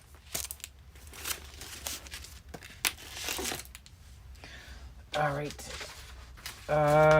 Okay, and then the last thing I bought, I actually didn't even film because I was done filming and I was tired. I didn't want to film. But I went back by the guy I bought all the Disney stuff from and the other really awesome box at the beginning of the show. And they gave me a great price on stuff. So I got Forbidden Worlds #2. That's a 6.5. They had it priced at $300. A Rangers #68. More Fiction House. I love collecting Fiction House stuff when I can get it for cheap. That one they had it priced at $50. Boy Commandos. I think that's a Kurt Swan cover #16. Really fun, like haunted house, cartoony cover. I love kind of covers like that, and it's a moon cover. Awesome cover. They had that one priced at $150. And then Plastic Man #13, which I might have already. I have to double check. $135. So everything priced all together was $635. He gave me the whole batch for $300, so pretty much 50% off. I don't know how good of a price, but I know that was worth, like, honestly, in that condition, that might be what it's worth. You know what I'm saying? In this condition, $50 feels about right. There might be a little high. Like this one, I think the last 6.5 sold for $225, $250. So it's definitely, I think I got a really good price on those. Oh, it makes an appearance in Flaming Carrots 31. That's amazing. Herbie's just a fun, goofy character. I love it. So yeah, $300 on that. So that's I think that's my haul. Do you guys want me to keep going? I have 2 long boxes I bought from Street Side Anthony a while ago that we can go through. If you guys want to keep going, I can still go for another hour. I'm not rushing. Or if you guys are tired, I can call it quits for the day. I do like Plastic Man, though. Plastic Man is awesome. Hey, Nicholas. But yeah, what do you think? I spent a lot of money, but I think I got some amazing rare books at the convention. More. Okay, more. Hey, Indie Key Comics. You guys are all coming after I finish the convention hall. RJ. Okay, you guys got it. Let's go. So over there, I have those 2 long boxes I haven't gone through. They're kind of in the way. When Jason and I have been sorting, they've been in the way. So it actually would be kind of nice to dig through them and see what's in there. And then get them sorted and put away. So let me grab those. Oop.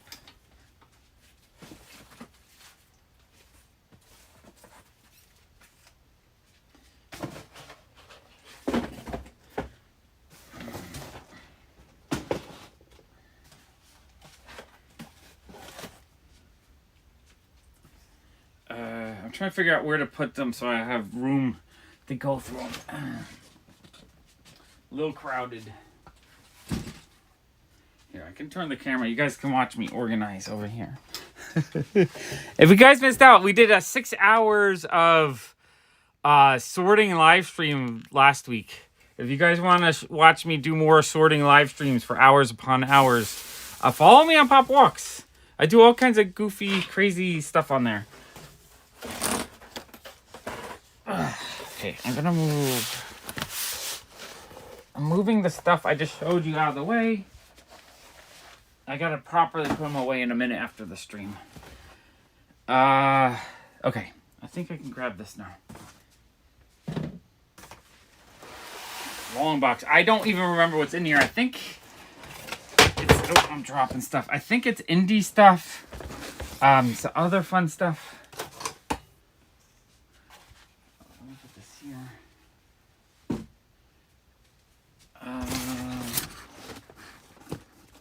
No, that's not even the fun stuff. That's kind of a boring box.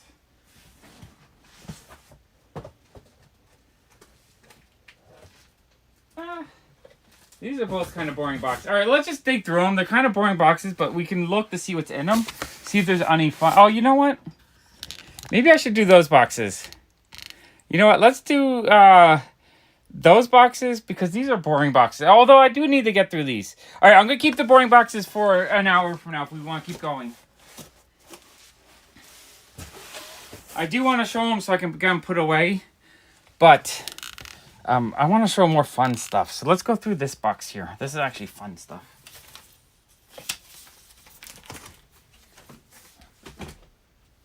All right, first I got to show you this. Check this out. We got the Gru the Wanderer Eclipse Special. One of the last screw books I needed. Jason picked up for me when he was, I believe, in Atlanta. Jason, you got this in Atlanta? How cool is that? I don't have Richie Rich 1. I almost bought one. I think it was about 9 months ago. Bryce Comics had one on Whatnot. And he put it up for like it was like a 6.0. Hey Don, I think it was a 6.0 or 5. Like it was pretty high grade for it, and he put it up for $2,000. And like I didn't know if the price like that felt like a good price, but I had to research it really really quickly, and it didn't sell. I looked and it looked like that condition would go for like $3,000 to $4,000. So I was like, oh, put it up again. I want to buy it. But then someone else decided they had to have it too, and they started outbidding me, and I lost out. I didn't get it. It went for $2,400. I still regret it. I would love a Richie Rich one. Richie Rich one and Lil Lulu one so I could get his first appearance are really high on my want list. I'd probably buy those before some other major grails. Okay. Let's go through this book. This book is amazing though. So happy to get that. Alright, I don't even know what this is. This isn't something I would pick out. Alright, we just got random stuff. We're just gonna go blast through these. Okay, that's probably not appropriate. We got some Maria Lovett and Paul Pope, I think. Last of Mohicans. So yeah, this was just a random collection I bought from someone, I think. I'm going to see if there's anything exciting. These need to get sorted out. So what happens, I'm going to show them tonight, and then I'm going to put them aside, and then Jason and I can sort them out in the future date. Because it's kind of fun to sort them. Turtles is fun. Moon Knight's pretty cool. Moon Knight. This is all going to go to get sorted. So yeah, let's just blast through as much as we can to see what is worth anything exciting or sorted out, all that kind of stuff. I think this is just a random collection I bought that someone traded in over the last couple of months. So yeah, a lot like this stuff is boring to me just because it's easy. Oh, this is a fun Captain America cover. I don't see that too often. I think these are actually kind of rare and a little bit pricey. There's like 4 different ones, 5 different ones. I think these are actually, some of these go for as much as $50. I think there's 1 or 2 that are kind of rare.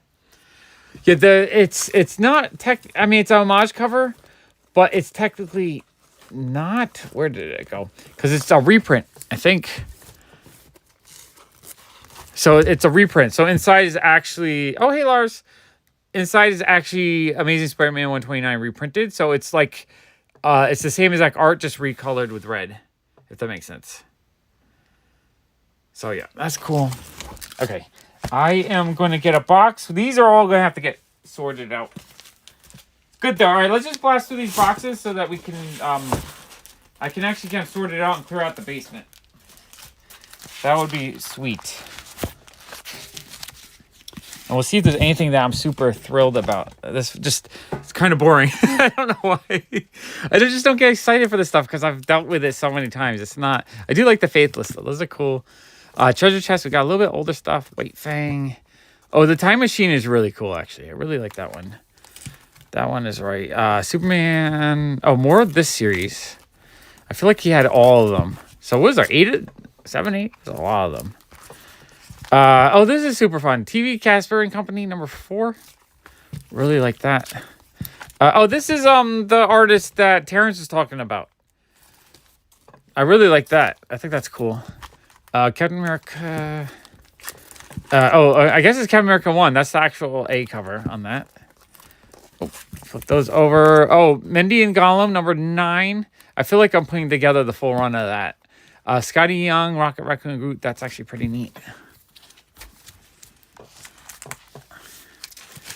Yeah, the Faithless has a lot of beautiful covers. I really, really like them. I'm pretty sure I have most of them already. I know. I was going from like these amazing books I've never seen before to stuff like I've seen a billion times. This is kind of, this is cool though. Facetta, Mindy and Gollum, Rocket Raccoon number 1. I do really like the Faithless covers. I think they're awesome. Number 4, number 2. I don't think I can show these covers. That's a fun cartoony cover. More Disney. more Disney. JLA. Spider-Man.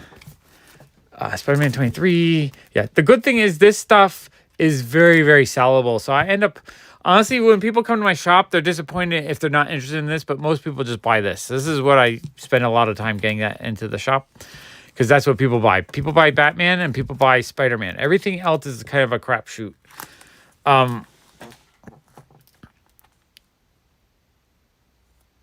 Oh, really? I haven't read the first Punisher. Is that really what he did? That's a really fun MODOK cover. I love that. More Captain, West Coast Avengers, X-Men 2, Casper and Ghostland. That's kind of fun. I like that one. So what this looks like is that this person probably inherited some like older ones. Oh no, actually I guess they're all from the same store. Spider-Man 334, Moon Knight 7. Okay, I feel bad. These are all kind of boring to me. Yeah, it is, brother. I agree with you. That's a beautiful cover. Oh, you mean you want me to show it? No, I don't know if I can show it. I don't know if I can show it because I don't want to get in trouble and lose my account. Oh, this was super cool. So this guy traded in. This is a bound copy of Masked Man. I guess the full series. I kind of like these. I kind of would. I forget the artist of the Total Plum one, but it is a Native American that did a whole bunch of Marvel covers. So this is the Masked Man. This has all been bound of actual comics that someone had bound together into a full story. So if you see, like, the actual covers are in there, and then they've been trimmed to kind of fit as a single book. What's weird is that the back covers were all removed. They're not in here. Like, if I was binding stuff, I'd probably want the back covers in there too, just to feel complete. But I thought that was neat. It would be kind of neat to have a bunch of issues. Yeah, no, the story was sad. You know, he got sick, and he only did covers for like a month or two, I think, or just like a short time, it seemed like.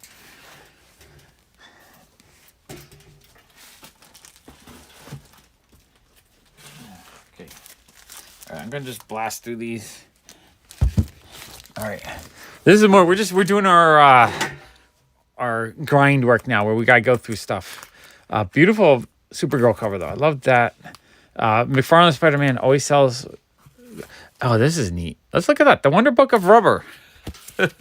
This actually looks kind of neat. I don't know what this is, but we're gonna look at it. Really high grade too.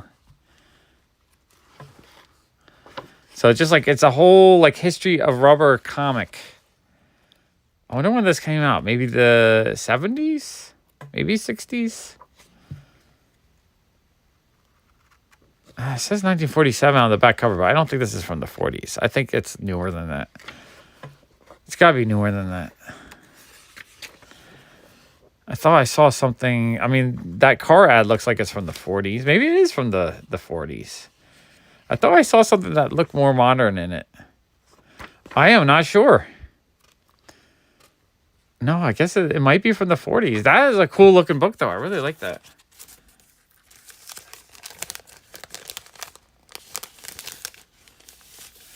Yeah, it sounded more like a debilitating disease. He's been sick for like years. Fantastic Four #5. World War Hulk variant. Extinction Agenda. Amazing Fantasy 2. So a bunch of little variants, which are kind of fun. A Mark Brooks Fantastic Four. I think this is like a 1 in 100 variant.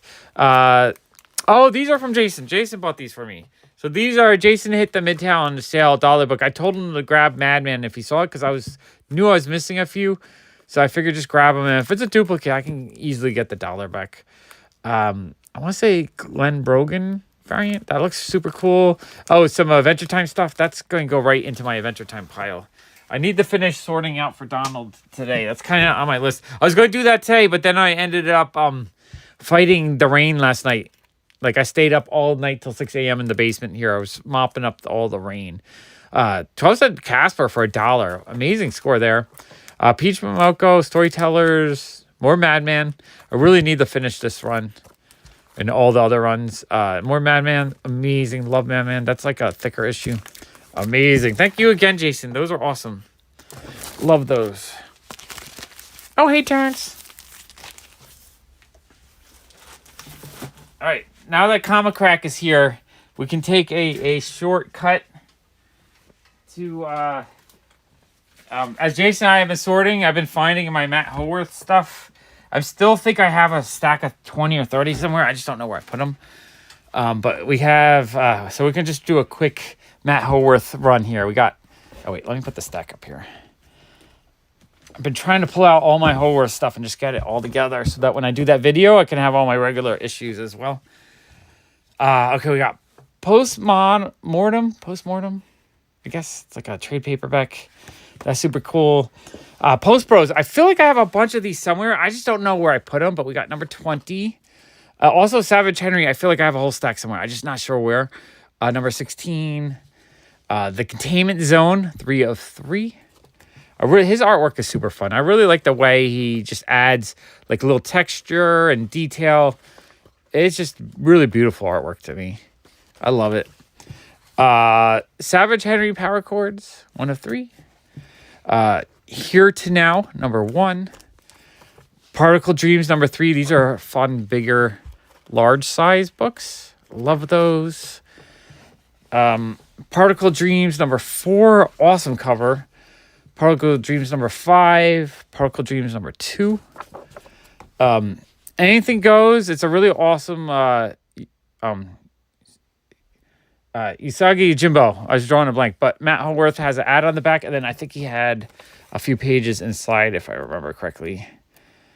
It might have just been the ad on the back. I might just thrown it in there. Oh no, he has got a few pages here, I believe, or just 1 page maybe. Is that 1 page? 2 pages. 1 page, 2, 3 pages, 4 pages. So that goes in the collection. I like a lot of times when I collect artists, I like to throw them like all the small stuff too in the collection, so it's easy to keep track of it. Crazy for the Girl, number 1. Love that cover. Post Bros 21. I really need to bag and board all these. Savage Henry, number 7. Temple Snare. I think that's a one shot. Oh, I have a duplicate. Jason, do you need a duplicate? I don't know if I asked you if you needed that or not. Jason, if you want the Savage Henry, I'll throw that in your pile. It's a little bit beat up. It's for free. Post Bros, number 10. Number 11. Annual, number 1. Love that cover. That cover is awesome. Amazing Heroes. That's probably like got an interview in it with Matt Howarth, which is super cool. That sounds right, Sandy. I'm pretty sure it's something like that. Oh, the Madman and Rusty the Big Guy is amazing, Lars. I love those. We found a couple in my collection last week, I think. Okay, that's yours. It's a little beat up, but that's okay. I know you want to read it and enjoy it, so I'm going to put that with your other comic, which I got to figure out where I put it. You're going to come looking for comics. I'm like, where did I put them? Let's see. Uber Dub, number 3. Savage Henry, number 18. Misspent Youth, number 5. Post Bros, number 23. Savage Henry, 17. Keith Lama, Gas War. I love that cover. These are ones I bought years ago. I bought these probably like 20 years ago, maybe, for 50 cents each. I just bought them because I love the cover. I wasn't even like aware of who Matt Howarth was, but I just thought the covers were amazing. Connie and Kazoo. So number 4, number 3, number 1. It was 99 cents on there, but he gave me them all for 50 cents. Number 2, Postmore. Is that a duplicate of that? Is that a duplicate? Oh. Why is it 2 different colors? I'm so bad. I always keep color variants. I might have to keep that. It might be 2 different printings of it. Dang it, Jason. I was going to give you another one. And then Savage Henry 6. Oh, and the Ninja Turtle cover that he did. Those are cool. I've been trying to gather them as we dig and sort through the collection. I've been putting them all together. Anything Goes was a 6-issue anthology. Oh, interesting, Lars. I didn't know that. All right, let me do those. Yeah, Jason, I might keep that duplicate. I don't know. Oh, here we go. Okay, I got the Jason pile building up. I found this really awesome issue too, which I know there's a duplicate somewhere. We found 2 of them, but it's an awesome Jeff Darrow, Big People. Absolutely love this one. This one is amazing. Okay, let's get back to quick sorting the random piles so I can, I really want to clear up down here and get everything organized. Okay, last stack from this box.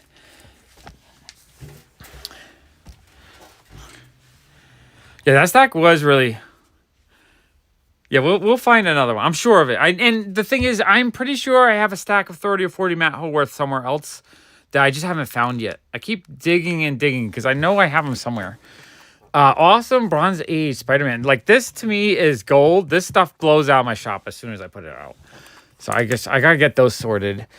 Beautiful Supergirl cover. I love those covers. All right.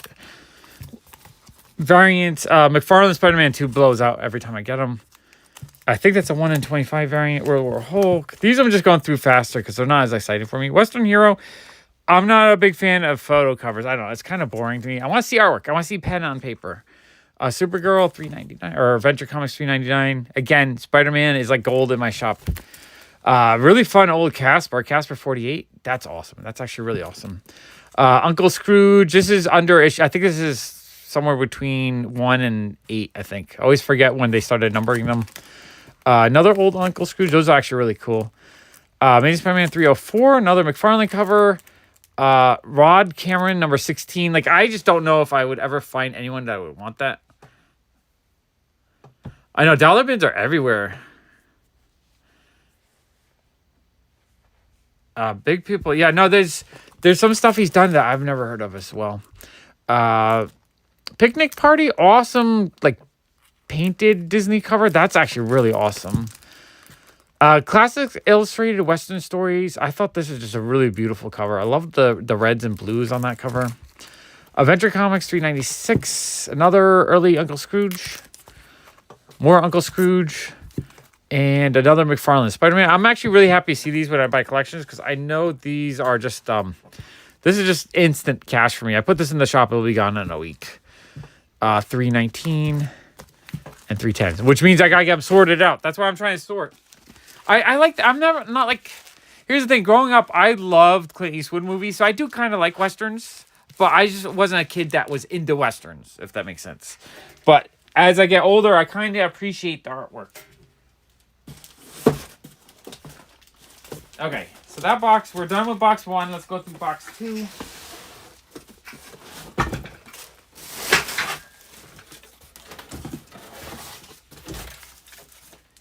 Okay, box 2 is just a whole bunch of random box. Here, I'll let you guys have kind of the effect of me going through this box. All right. Here we go. Check it out. A really cool Voltron action figure. I had to keep that. I love Voltron. I have so many Voltrons in my collection. Every time I see them, I gotta keep it. The Voltron. I'm really bad. You're never going to find a Voltron for sale at PopFuzz, and I feel bad. I should, though. The thing with my shop is people trade me what I have in the shop. So if I sell out of all the cool shit, people are like, oh, I didn't know you wanted the cool shit. All I have are holiday Barbies and something else. I sold all the cool shit to someone else for nothing. I'm like, no, sell me the cool shit. Cool shit sells, though. That makes sense. 4-color was for most series that started in there. So, most series, the first are, the first, 1 to 5 issues of most of the series were in 4-color.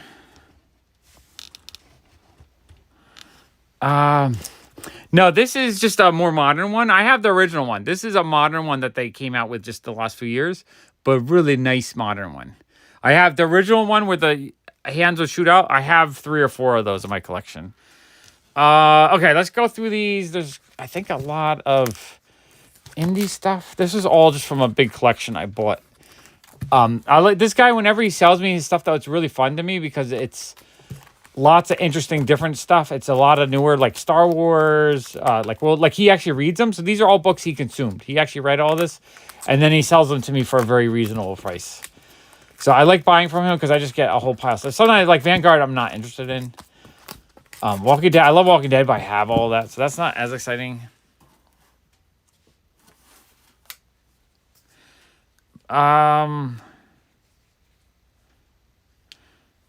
Is it? I'm not sure why Europeans would. Maybe they just have a more interesting take on writing them and not trying to do as realistic or something. I'm not sure.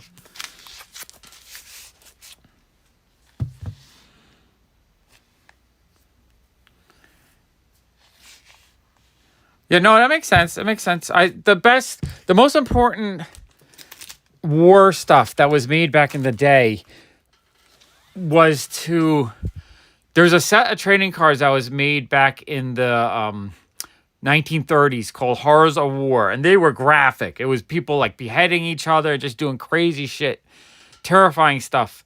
And it on the back of the card, it would have the story of incident that happened. It was like where like some villagers are murdered or whatever, and then it would say, "To know the horrors of war is to want to know peace."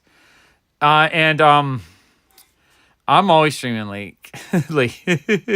So the horrors of war cards, I think, were important because it was an anti-war set that was very gruesome, over the top, trying to scare people. And then he was able to get them distributed to Japan for a little while until the Empire knew what was going on. They banned them because he wanted it to kind of like end the war without the actual killing. So I like anti-war stuff is great. I think it's always important. It's important history. That's why I bought that one cover that was the poor kid in the rubble, because it's like an anti-war cover. Oh yeah, the vintage stuff that was like in the display case. I love that mail away stuff. I think that is amazing. All right, let's just blast through this stack. This stack is boring. I just want to see what's in here. Star Wars. Jason and I will sort through. Oh, first Angela though. That's cool. Oh, is that? Yeah, it's original. I have so many of those. I think that's Arthur Adams. Yeah, Arthur Adams. All right, we can look at Arthur Adams for a minute. Beautiful cover. I like the colors on that too. Nightwing. I do kind of like all the Nightwing covers in this series towards the end, or not towards the end, but like after issue like 50 or so. There's a lot of really beautiful covers. Ninjas and Robots. That's a fun cover. I actually really like that cover. Yeah, so there's gonna be some fun stuff. I just don't like the 90s stuff. Yeah, protect the innocents. Exactly. Protect everyone. Protect as many. War sucks. War really, really sucks. It's like the worst. Ninjas and Robots number 5. Yeah, Steve Manning cover. That's an awesome cover. I really love Steve Manning stuff. Love that cover. New Mutants number 26. Is that Maria Wolf cover, I think? Beautiful cover. Mother Russia Winter Special with like some zombie soldiers. That's kind of cool looking. George Perez Marvel Fanfare. That's neat. Okay, we're getting some better stuff here. Marvel Family Classics number 1 reprint. Arthur Adams again. Love Arthur Adams. I love Arthur Adams. And not everyone likes him. I love him. I think he's fantastic. But that's okay. We don't have to agree on everything. Yeah, the Horrors of War set is inspired. So the Horror of War set was really, really important card set. Because it also in the early 60s, when they were thinking about what card sets to do, the Horrors of War was a set that I think Art Spiegelman pulled out and said that he wanted to do that again, but with, I think, Civil War cards. But then because of that, the Horror Wars actually inspired the Mars Attacks cards, because they did the same exact Horrors of Wars but with Martians. It was a reprint. Is it that's weird. They're reprinting these. You can find these in dollar bill bins. That is weird. Pay $4, you can get the original for $1. That's a really, really, really weird reprint. That's a great quote. League of Champions, Hero Graphics. We got Jason, Hero Graphics. We could throw it right in there. Miss Truesdale, Frankenstein New Worlds. So we got some of that. That's so weird. I am kind of mystified that they reprinted that. Yeah, there's a great book that came out 10 years ago or so, I guess. It's called Mint Condition, and it's on the history of trading cards. It's a really, really great book.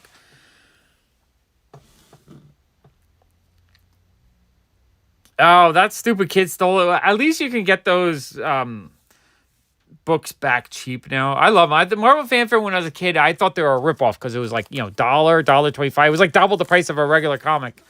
But they're beautiful. Oh, okay. That kind of makes sense.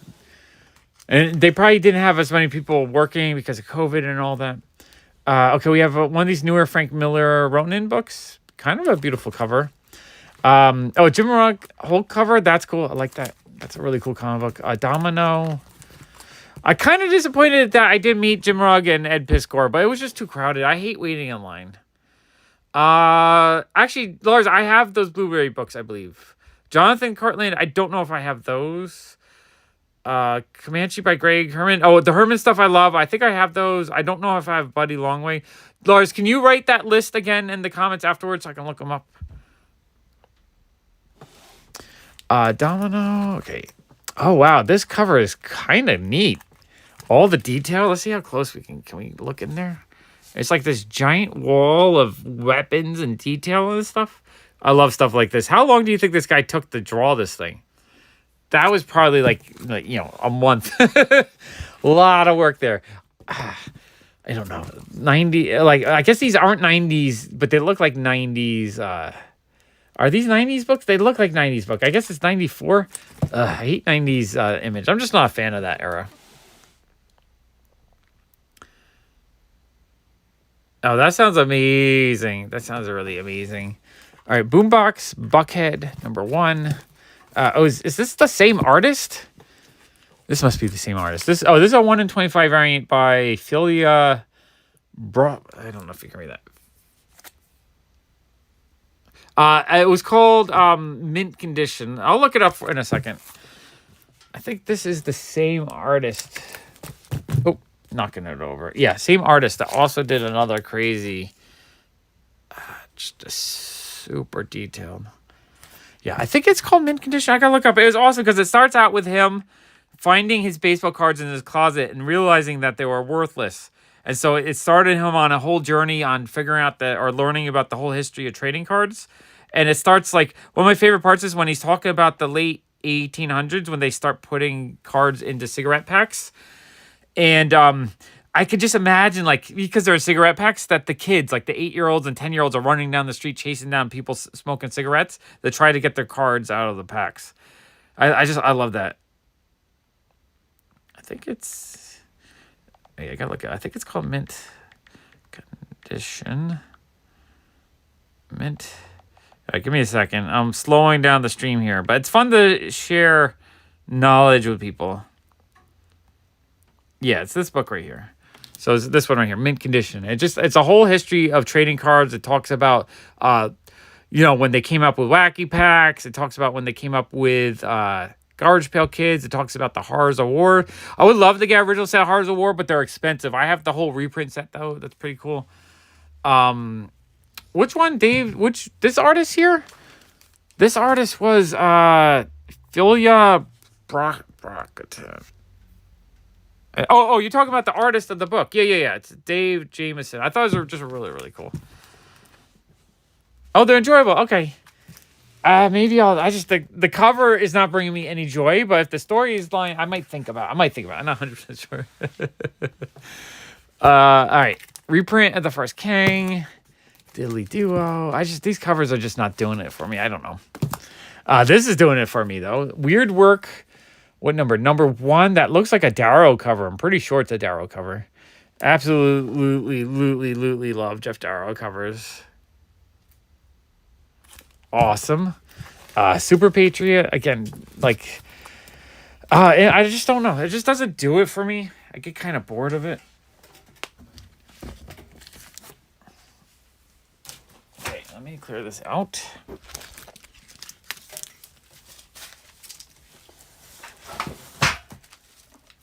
Okay. Oh, more Darrow goodness, which is awesome. So we got the GI Combat featuring Haunted Tank with an amazing Darrow cover.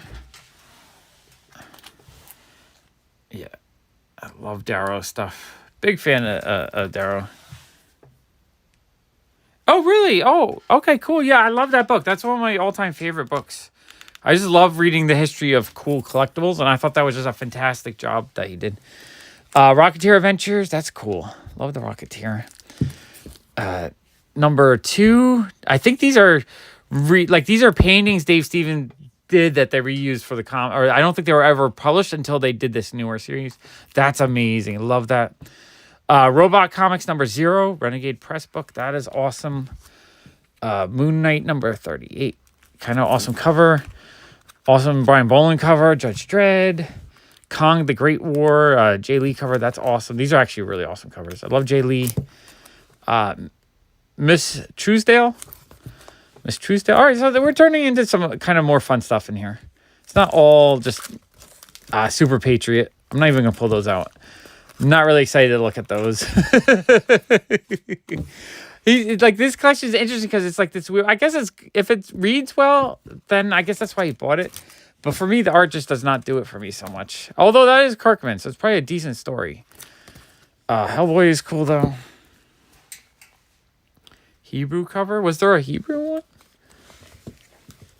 I wasn't paying attention. Which one were you talking about? I'm not sure which one. Must have missed it.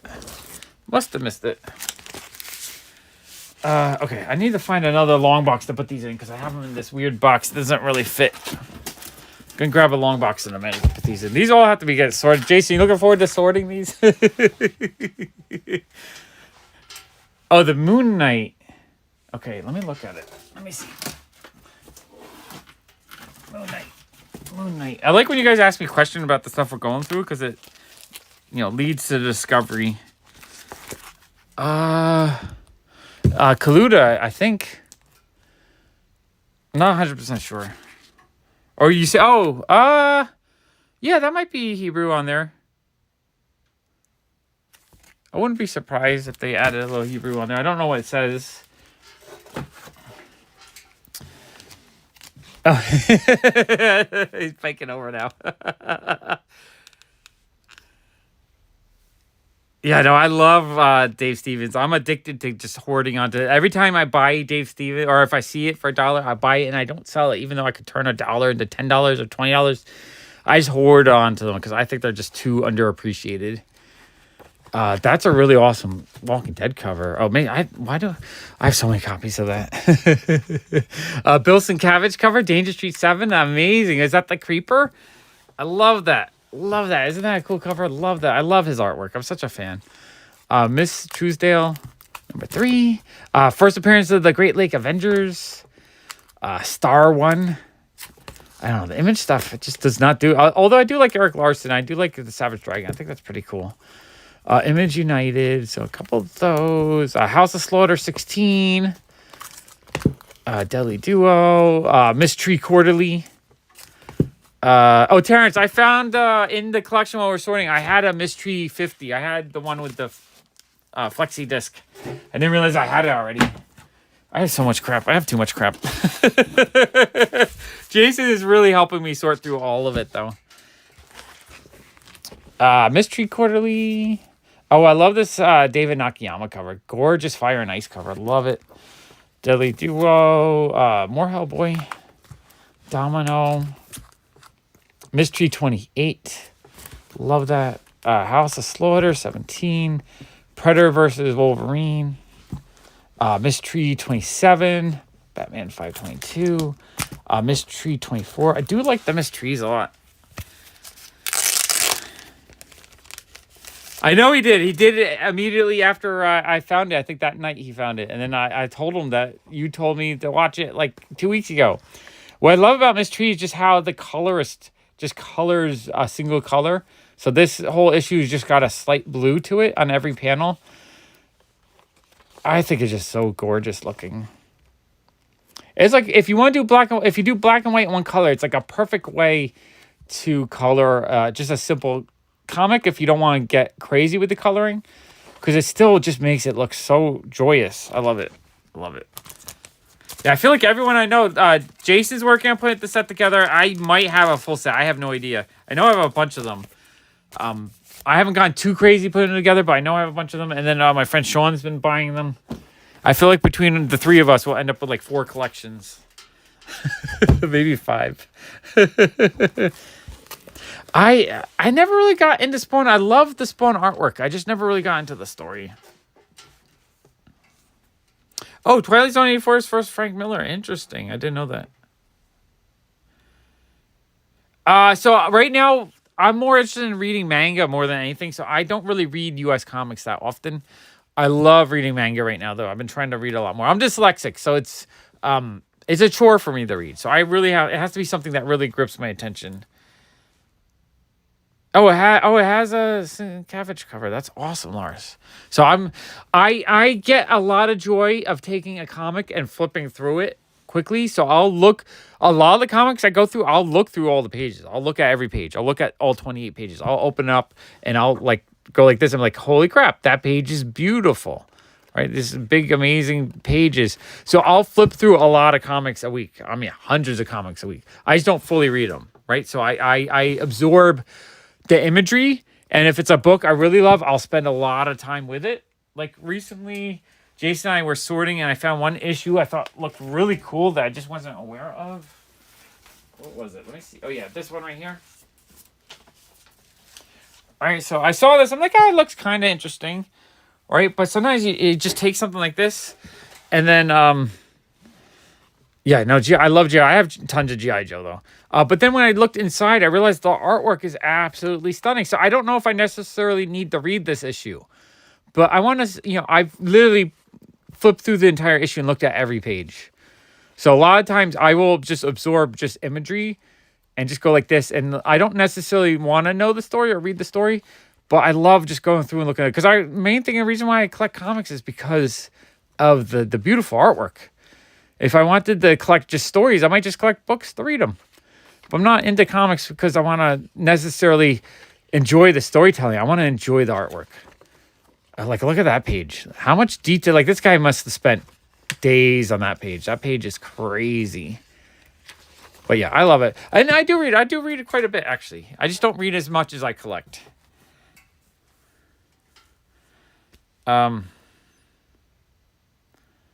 That's cool. Yeah, Swiss Family Robinson's fun. Yeah, it's very, very cool looking comic book. And some kind of freaks book. Get some weird stuff sometimes people trade it in. All right, let me clear these out.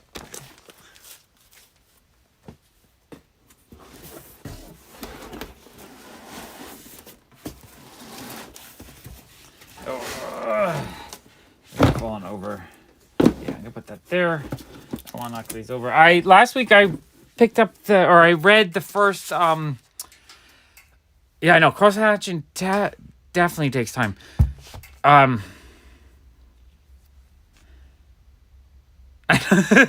went through 550 comics today, Donald.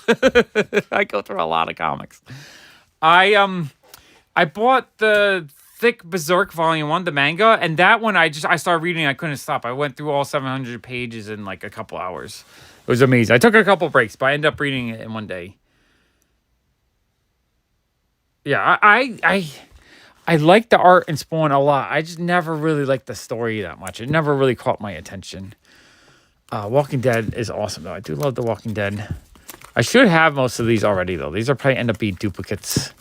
Here's the thing, too, is I'm slow to sort stuff, and don't... Like, something like The Walking Dead, I just does not sell very well for me right now, so I don't go on my way to pull out the duplicates quickly. I mostly just focus on Spider-Man and Batman, because that's all that people ever really want. All the other stuff is kind of hard to sell. Cool Batman stuff, though. See, like, all this is gold. This stuff would sell really quick. I love this Joshua Middleton cover. That cover is gorgeous.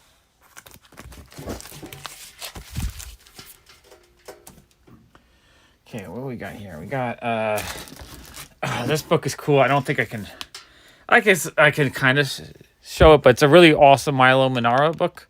Love his artwork. It is erotic, though, so I can't really show it. And it's just a beautiful, beautiful book. Let me see if I can find a page I can show without it being too naughty. Oh, it's really naughty. It's basically Gulliver's travel with a naked woman that's really attractive. A really attractive naked woman, Gulliver's travel. It's awesome. I love it. Can't really show it on screen, though. Okay, we got cool looking Dracula hardcover book.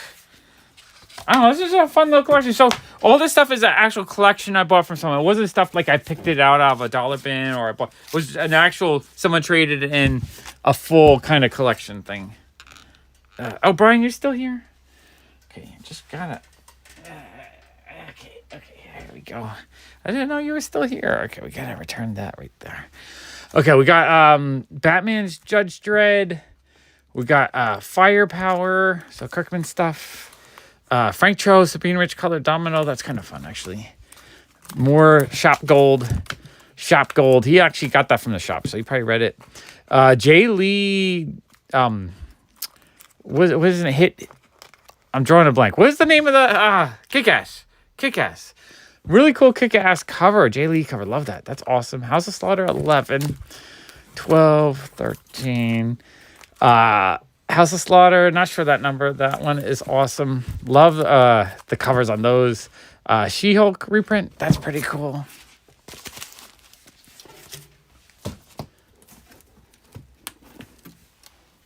Okay, what do we got? We got Martha Washington. Actually, I collected these a while ago. I thought it was a pretty fun, interesting series. Another She-Hulk book. A couple of books. The books, most trades I end up putting in the shop. Just I don't feel the need to collect them unless I really want to read them. And then let's see what we got here. We got more Batman Gold. Batman Year 3. Action Comics Weekly. Batman 89 #1. That's kind of fun. I do like these Batmans based on the original. Oh, I didn't know they did. Is this based on the movie? Oh yeah, Ron, that's a cool cover. I love that. So this looks like Freaks #3. It's a adaptation of the movie. Great horror movie. Freaks #1. Freaks #2. Interesting. Freaks #4. Those are actually kind of cool to add to the collection. Grimjack 11. It was a very, very violent movie, for sure. These I'll probably end up keeping. Some Abe Sapien hardcover omnibuses. Those are actually pretty cool. I do really like Hellboy a lot. And then another Abe Sapien omnibus. Like, I don't go out of my way to get these. But when they get traded in or I can pick them up at like a garage sale for $5, I'll pick them up. I just want to pay like new. What's the retail on this? This was, well, $35 actually. Doesn't sound so much. One of Us. Such a classic homage scene, like 1,000 times homaged in The Simpsons, everywhere else. It says Jim Lee, but that doesn't even look like a Jim Lee. Matt Lopez. That's an interesting looking cover. Is that Jim Lee? Doesn't look like a Jim Lee drawing. That is weird. Confused by that. Birds of Prey. Is that a Frank Cho cover? I think that's a Frank Cho cover. Really like that cover. Americana 1. That's sort of Darrow-esque, but I don't know if that's Darrow or not. The Last Shadowhawk. Scumbag #1. Really awesome cover. World Tree #2. World Tree #3. I'm actually happy to get those because I don't have these yet. World Tree 4. Wolverine 23. Wolverine 1 reprint. Wolverine, True Believers 1, Walking Dead, more Walking Dead, and some kind of art magazine. Okay, look at those.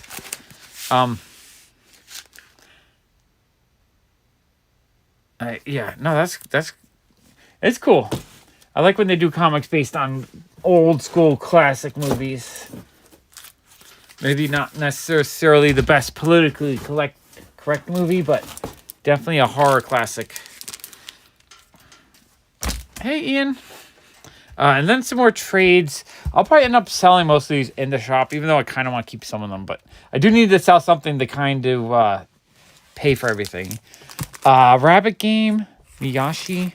So this looks like some kind of manga. I gotta look at this. This looks interesting. We got Jupiter's Legacy. Alice After Ever. A Adam Hughes cover, which is kind of pretty. Like that. Let's see if I can show you guys what this is. I don't know what this is. Looks like some kind of manga, but maybe not manga. Yeah, some kind of manga. I don't know. It doesn't look that interesting. It looks all right. I'll check it out. But like, I'm more intrigued to read something like that these days, I feel like, than most American comics. Esports and comic title finally hits Elaine in 2024 again. I'm not sure what that means, but okay. We'll see if your prediction comes true. Alice Ever After #1. This is cool because I actually kind of want to read it. It's the Magnus Robot Fighter Archive Edition, I guess. That I actually want to read. I always kind of want to read it. I've never read Magnus Robot Fighter, but I love robots. So that's been on my list. So actually having a book form, I might actually try to read that. And then a Judge Anderson book, which is super cool. Okay, that's everything. Oh, we have a mini Smisky. These are cute. I love the Smiskies a lot. The like little glow in the dark. And then the sword for Voltron. Okay, I'm gonna have a big mess to clean up in here when we're done. Okay, let me put these guys away. Okay, 1 box down, 2 boxes down. A couple more boxes to dig through. We'll keep going as long as you guys aren't bored.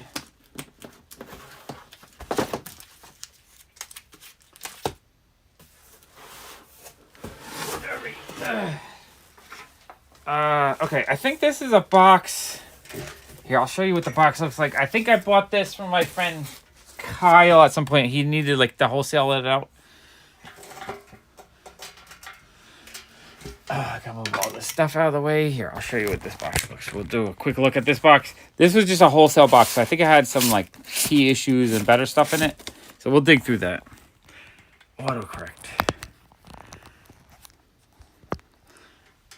I hate when I type weird things and autocorrect thinks I'm trying to say something completely different. It's like, no, stop it. Okay, let's see what we got in here. I think we have a bunch of God of Thunder. Oh, let me put this back down. So God of Thunder, 15. Black Panther, number 8. Kind of an awesome cover. 3. New Illuminati, 1. I think that one is a key issue, if I remember correctly. Number 7, he had 25 on that. Was that a variant or something? I'm not sure why that one, they had 25 on it. Dr. Voodoo, number 1, 25. I don't know if that's, I guess these were key issues. God of Thunder, number 24, number 20. I need my friend Sean here. He would know exactly what all the key issues are on all these issues. Lots of those. God of Thunder. We're God of Thunder. Number 10. I think the main keys are gone. Number 4. I guess that's a gore related one. Number 1. Deli Genesis. That is a correct statement. Arthur Adams cover. I like Arthur Adams. I'm just a fan of his. If you don't like him, I like whatever. I mean, we can all have our own opinion. Oh, X-Men 119. Okay, that's a cool book. I love the old school Uncanny X-Men stuff.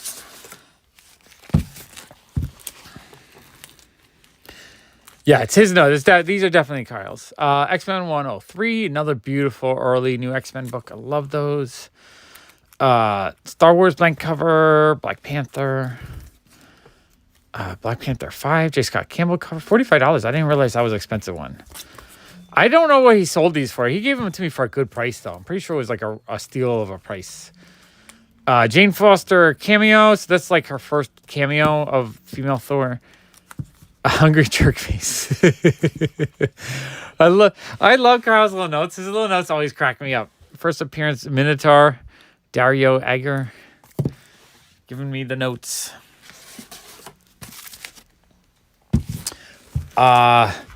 First appearance, old ass Galactus. Okay, lots of great notes. George Perez art. Saga issue 3. Art Adams Science for Free. I love that cover. That's a great cover. Hey, you buy this before I do? I bought all 3. Venom, Dark Begins, 1985. Alpha Flight number 1. I can't sell this issue. This is an issue I refuse to sell because it's too cheap. It was, I think it was the winter special. I forget. I have 2 of them, I think. So 1, 2, 3 more copies into my hoard. I probably have about 30 already. Star Wars 4. First Stormbreaker, I think. So 1, 2, those I can sell. 2, 3, 4, 5 of those. Oh, and there's more. 6 of these. Those I can sell. That's the Menace. These are from someone else, I think. Oh, this, Jason, you got me this, right? I think Jason found this for me in a dollar bin. It's a kind of bootleggy looking Batman, Superman, Israeli comic book. That's actually kind of neat. I love international stuff. I don't know what that is, but that's cool looking. Virgin Spawn variant. A cop called Tracy. Top Cat. I think some of this is Jason. I think Jason got this for me as well. Vengeance Squad, Top Cat. Okay, those are cool. I love Charlton. Charlton's great. Oh, Jason got this for me as well. It's another Israeli comic book. I don't know what it is, but it's Super Hebrew Man or something. I have no idea who he is, but that's freaking amazing. Absolutely love it. And then another Israeli Batman comic book. How cool is that? That is amazing. 150 variant. Not sure what that is, but it looks awesome. Alarming Adventures #3. That's a cool looking comic book. Boy 117. Water damage, but super cool. Hero. Oh, I feel like I showed these already. Have I showed these? Have I shown you guys these before, or is this new? This might be new. I don't remember. D-Day. Okay, these all have to get sorted. My basement here is such a mess. I need to get all this stuff sorted so it's put away proper, so I know what I have and where I have it, and able to figure out what I need to get. Here, we'll keep going through this box though until we're done, and then I'm going to start forming a pile here for Jason and I to dig through and sort. Menorah Man. No, I don't think it's Menorah Man. Let's see. Giant size Doc Savage one. That's actually pretty cool. These are cool giant sizes and pretty decent shape. Howard the Duck #9. Love Howard the Duck.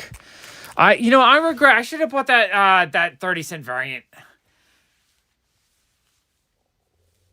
Oh yeah, the Freaks set is cool. Really cool. I hadn't seen them before until this guy traded them in. I thought they were amazing. You have them. Okay, that's awesome. Jason, I really regret not buying that 30-cent variant or 35-cent variant. I should have bought it. Iron Fist 9, these are actually really high grade. Howard the Duck 2, wow. That's a high grade copy of that. I have to double check the one I have already. I forget where I got these from. These are, this is this the first appearance? I forget. Beautiful copies though. These are gorgeous. Mighty Crusaders. 300, Wolverine, and Ninja Funk. Okay.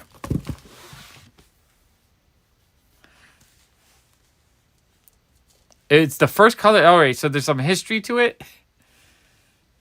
Interesting. I don't know anything about. I'm not going to remember anything about that book. I just think it's amazing, and I love having it in my collection. I love owning just every weird, odd thing I can get. The rest of this box. Nope, it's a mix. It looks like some whatnot stuff and then some other stuff mixed in. I feel like this was just a catch-all of stuff. I don't know if I showed it already. I feel like we've seen some of the stuff already, but we'll go through it again. It's not properly sorted out, so why not? Let's go through it again. What's his name? Gabriel Del Otto, I believe. Thor. Pretty Psylocke cover. White Widow covers. Oh, these go with the White Widow selection.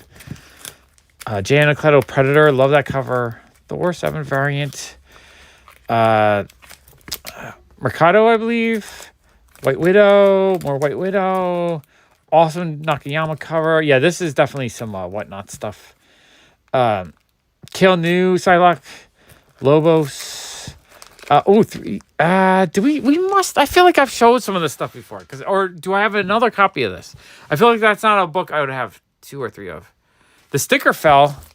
Ah, crap. Okay, sorry. Where is it bother you there? Because I can move it somewhere else.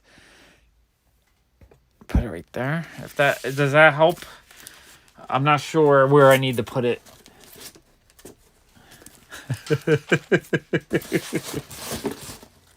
All right, one more stack from here. One more stack. Okay, we got Marvel Collector. We're blasting through these because I just want to see what's here, and most of the stuff I just need to get sorting. More Boys Comic, but in terrible shape. Probably bought it for $1. Kind of a fun X-Men House of 27. Kill New Marauders. That's actually kind of cool. Mark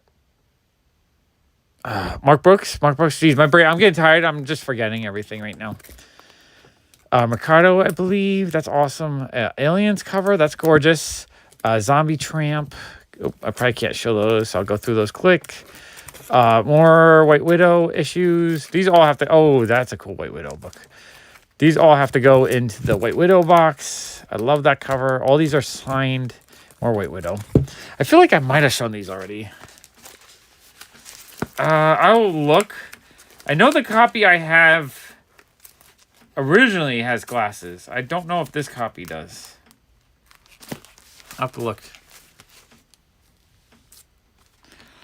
10 less than... it wasn't... It. C, so is it 90? Oh, it's 92. 92. I got it wrong. Totally got it wrong. I was reading the X and thinking the C was wrong. I forgot my my Roman numerals. I would suck if it was 1427 or whatever, or 12. I don't know when the Roman Empire ended. If it was 807 AD, I would not be able to do my math. I don't remember where the glasses were. If they're in the middle, or oh, this is so fucking cool though.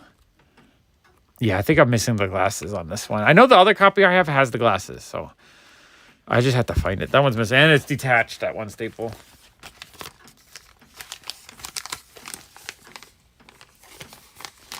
Okay. All right, that box is done. We got 2 more boxes to dig through, and then if you guys aren't bored yet, we can go through the other 2 long boxes of just random whatever randomness is there.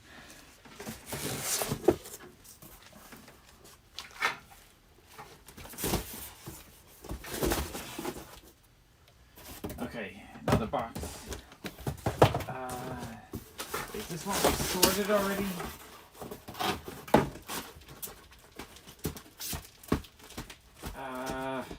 No, I don't know what this box is. This is a random box of interesting looking stuff.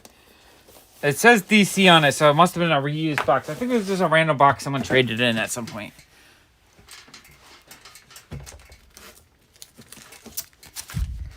Okay, let's see what we got here. We got early Rogue appearance. I forget which one. I think it might be her first in title. Josie and the Pussycats. That's actually pretty cool. Sorcery. These look like...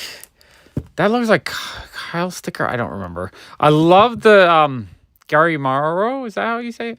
I love the covers on this series. I think they're awesome. Random is fun. Daredevil 11. That's awesome. Some rust on the staples, but that is super dope.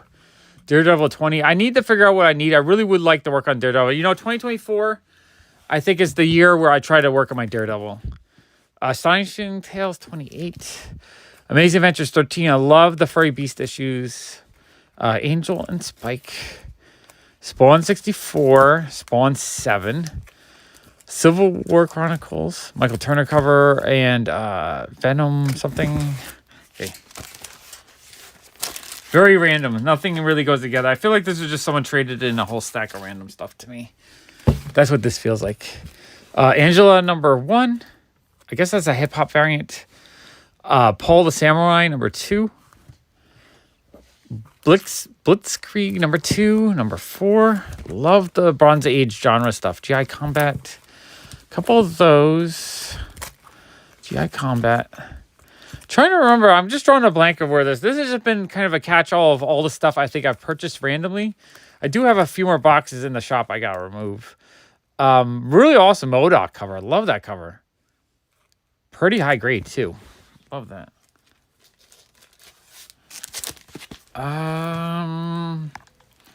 Here, let me, Jason, I'll double check if it's on my side or your side. 7:30. What am I looking at? I'm looking at this. Looking at this. No, that's the wrong button. Am I even live? Oh, that's it. I'm like, I thought that was yesterday's thumbnail. Are we good now? Or are we still buffering? Because I can restart the app, but it has been 2.5 hours, so it might be just acting up. Seems good now? Okay. I think we're good now. All right, take care, Lars. Appreciate you hanging out. Okay. Amazing Spider-Man reprint. That I could sell. The trade paperbacks I usually just end up selling unless there's something I want to read. Old Man Logan. Walking Dead, a fun homage to Wildcats 1. A couple copies of that. Jenny Freeze and Catwoman 41. That's cool. X-Men 144. Awesome issue. That's a beautiful art germ Human Target. I haven't seen that one before. I don't remember what this this thing is. I really don't know. Sticker. Are you okay with it right here? Or do you want me to pick it back up? I mean, I can put it back up if you want me to. There you go. Oh, you can't see it. Wait, can you see that? You can see it, but let me put it right there. We'll see if it'll stick right there. It's actually just a piece of packing peanut.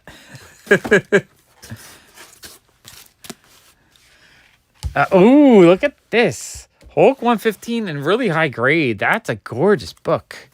You know what? Some of this must have been stuff I bought from Sean. I feel like my friend Sean sold me some of this. Scooby-Doo, amazing cover. Love that. Moon Knight hip-hop variant. Avengers hip-hop variant. Superboy number 127. Really fun cover. Walking. Yeah, I'm 100% sure this is stuff from my friend Sean. Guardians of Infinity number 1 hip-hop variant. Action Comics 443. Brave and the Bold 154. First issue special 11.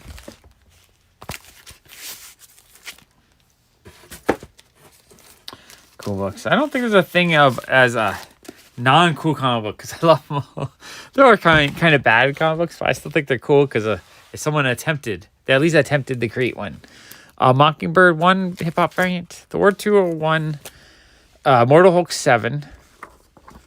Loki 2 Jenny Frison cover. Scooby. I do like old Scooby-Doo books. Those are amazing. A couple Scooby-Doos. Delphor Color 280. That's actually really awesome. A cool robot cover. Sugar and Spike 45. That's really awesome too. David Nakayama House X. Love that. Invincible 42. I'm really enjoying the second season.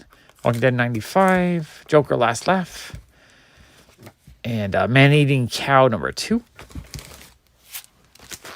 I know, Scooby. I'll have to do a just Scooby video for you one of these days, Tina.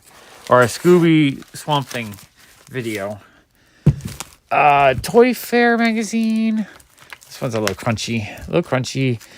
Virgin variant Spawn. A really cute Willow cover from Buffy. Oh, a key issue classic where it's a carnagized. It's not venomized. It's carnagized Silver Surfer. Hulk 1, first Red Hulk. That's cool. Hench Girl 4. Hench Girl 3. Actually, I didn't have that one. That's cool. Superman 31. Ooh, Underground book. We got Skull number 6. That is really dope. Ooh, more. Thrilling Murder number 1. I love Underground books. Freak Brothers number 1, I believe. I don't know how to tell the print. I know you look at the tire. It looks like an earlier printing, though. Roger Corbin, Pantacore number 1. That's awesome. Oh, sweet. Nice little Underground. I think Sean pulled these all out of a dollar bin, I think. Wolverine 8. All New Inhumans 1. Cool hip-hop variant. Fantastic Four 5. Is this just... it looks different. That might be an international release of it. Spider-Girl 93. Spider-Girl 78. The Fighting 5 47. Dawn Mateague. Was it? Read Comics. Dawn Mateague. I'm not sure what series that is. But that's a beautiful Dawn Mateague cover. Walking Dead 94, 96, 103. Spawn 21. Okay, that's a whole pile of stuff. This is an interesting... I'm pretty sure this is a box from Sean, because Sean, you know, he digs the dollar bins. So he ends up like, he'll buy this stuff for $1, and then I'll give him like $3 each for Underground books. You know, like I get it for a good price, and he makes a little profit while he's digging. It works out for both of us. But his stuff is always random because he's digging out of dollar bins. It's not coming out of like a sorted collection. So that pretty much makes me feel like that's a Sean box. Okay, let's see what's next. We got another box, I think. That was a really cool box, though. I love that box. Okay, I cannot... What is heavy? Okay, this isn't a graded box, but I think it's single issues in the graded box.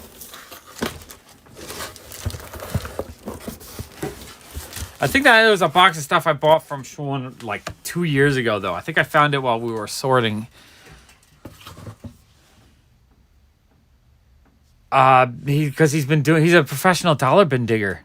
He finds it out of dollar bins. Like sometimes he'll bring me issues worth literally hundreds of dollars. I pulled out dollar bins. Oh, this is fun. Okay, this is a box of stuff from Streetside Anthony. Oh, this is a really good box. Oh, I'm excited. This is the box I've been looking for. Okay, so this is a lot of rare variants and like cool stuff. So we have a 1 in 25 Peach Momoko, Something's Killing the Children variant. That's awesome. Steven Universe Blank variant -- 1. These are actually quite a good key issue. Peach Momoko Virgin variant. Oh yeah, these are all Street Side Anthony picks. All these really amazing a Lock and Key Sandman Peach Momoko variant. Adventure Time 25. That's actually going to go straight in my Adventure Time box because I got a sort for Donald. More Peach Momoko. Yeah, he had a whole bunch of Peach Momoko stuff for me. 1 in 10 Mirka and Dalfo Sumerian book. That's amazing. More Peach Momoko. These are amazing because I didn't have a lot of these. Really awesome Mark Brooks books, double signed. Love that. That one's gorgeous. All right, take care, Ron. Everyone's getting tired. It's getting late, I guess. I'll go through this box and maybe I'll call it quits after this box once we get to the 3-hour mark. That's plenty of late. That way I can sleep. And then I think Jason kind of wants to sort tomorrow. I just have to see if I'm up for it. I have to see how tired I am. I also kind of want to walk, but I'm not. My shoes are wet and my other shoes kind of aren't good for walking. So I have to decide what to do. Another awesome stack, actually. We have a Chrissy Zulo Miles Morales cat cover. Absolutely love that one. My Little Pony Friendship is Magic variant. More Peach Momoko Virgin variant for Buffy. We Live #1 to 1 in 15. Another We Live. Crossover 1, the Virgin variant. The 1 in 25 variant. I think that's Brewer 1. Love that. We Live #1 variant. We Live #1, 1 in 15. Teenage Mutant Ninja Turtles Virgin variant. Jenny Friesen Virgin variant. Wow, I got a lot of cool books. I've been looking for this box. I forgot how amazing this box is. Lots of awesome variants and whatnot. I don't remember if this was from him. This might have been from someone else. This is, let's see, Strange Adventures 240. Awesome cover. Phantom Stranger #1. That's actually really awesome. The Phantom 22. Magnus Robot Fighter. Don't know the number, but it's amazing. A couple of Magnus Robot Fighters. Life with Archie 92. Jimmy Olsen 144. Alpha Flight 106. This one's signed. Geiger 1. Love the cover. Sweetheart #1. Really awesome cover. Love it. Betty and Veronica 278. Maybe these are still from Street Side Anthony. Archie Meets Ramones #1. X-Men Red #4. X-Men Red #4. Jen Bartel cover. Let me take a water break because I can. We Live is a fun like post-apocalyptic storyline where the kids have to get to a ship to survive. I haven't read the whole thing, but what I have read, I loved. And so I just love post-apocalyptic storytelling. Ranma 1/2 #11. Love Ranma. Meizen Aikaku #3. Someone told me that's one I would like, but I'm already collecting it because I love Rumiko Takahashi stuff. Phantom Gold Key Book. Magnus Robot Fighter.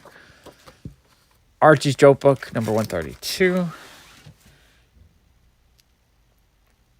I know. Well, you know what? I was only gonna spend $350, but people started giving me like deals that were way too freaking amazing, so I had to borrow. It happens. I always say you have to be ready for the opportunity if it comes, because if you limit yourself to a budget, you're gonna miss out all the opportunities. Because it's not every day that you're gonna find an opportunity where people are throwing stuff at you for like a half their value, right? Like crazy. Did I bury them? I did bury them. I want to show you the coolest couple of books I grabbed, though, while you're here.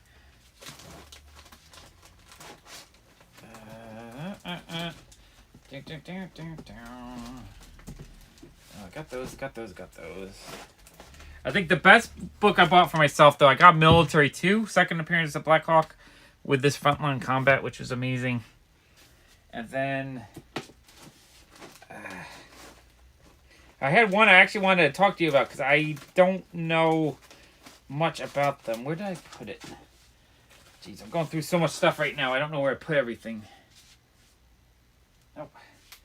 I got this crossword puzzle with Schomburg cover. I didn't know he did these crossword puzzles. They're absolutely amazing. I don't know where I put it. Did I put it over here? I've lost it. It's somewhere buried. But yeah, I end up getting so many amazing books. Right now, I'm just going through my extra stuff that I need to sort. It's kind of buried. Lee and Hyuk, Merkin Delpho, Duckling Duck, Peter Porker. So all these books, I think I paid, if I remember correctly, I bought these all wholesale. So I paid $1 a piece for everything in this box I've been showing. We Live One. We Live One. We Live One variant. We Live One, the third print. Ryan, you know what? Oh yeah, his books are amazing. I thought he had some of the best books at the convention. I would have bought more. His was full price. So I was trying to find discounts. I just finished season 1 of Made in Abyss. I absolutely loved it. I thought it was fantastic. Thanks for recommending it. That was like one of the best recommendations I had. Very, very disturbing, but really good storytelling. 8 Billion Genies, number 1, the LCSD variant. Peter Porker, the Spectacular Spider-Ham. Love that one. Betty and Veronica, 625. Archie Meets Glee, Dan Parent cover. More Merkin Delpho stuff. Love her stuff. Rama 1/2. Love Rama 1/2. I'll pick these up all day long for $1. All right, let me clear these.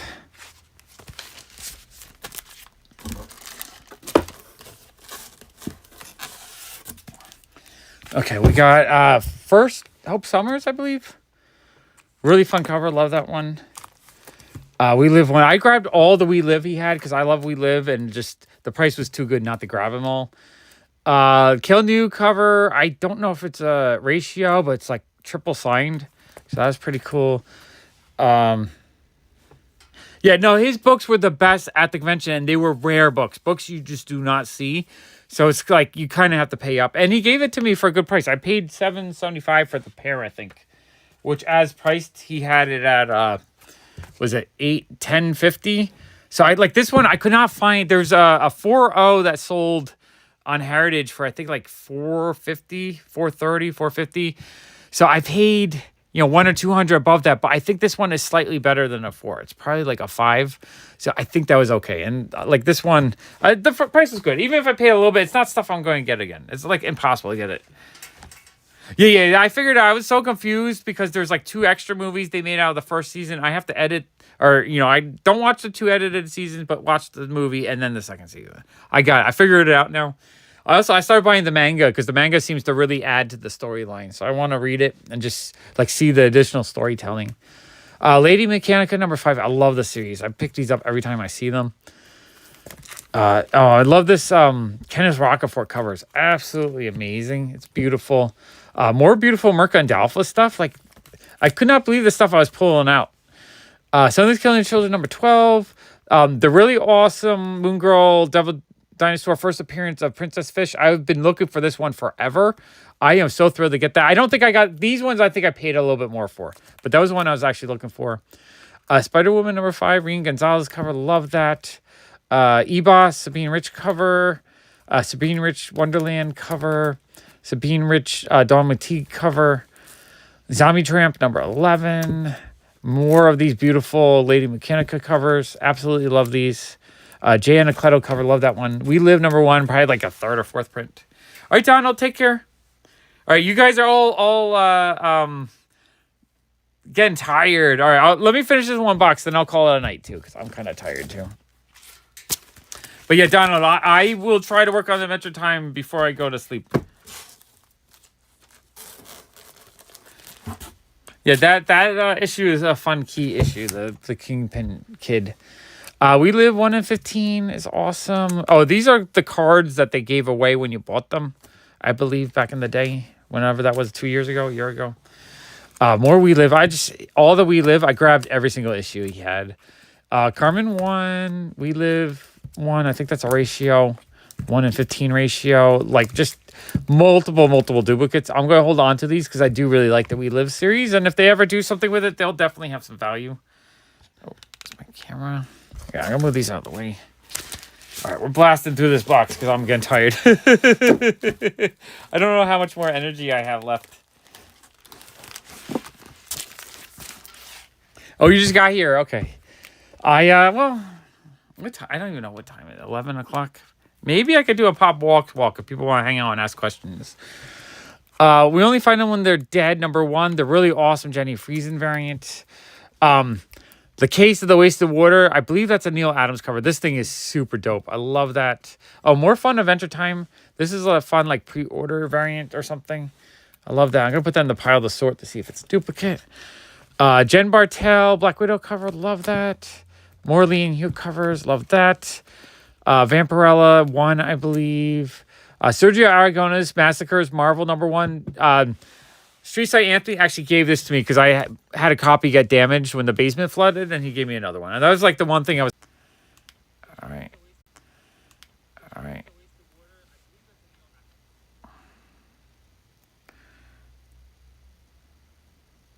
All right. So you're not tired, but you should be sleeping. I got it. All right, I'm trying to see where the stream cut out for a second.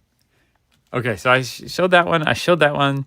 And then this one, Street Side Anthony gave me because that was the one book that got damaged when my basement flooded that I was upset about. Everything else was replaceable.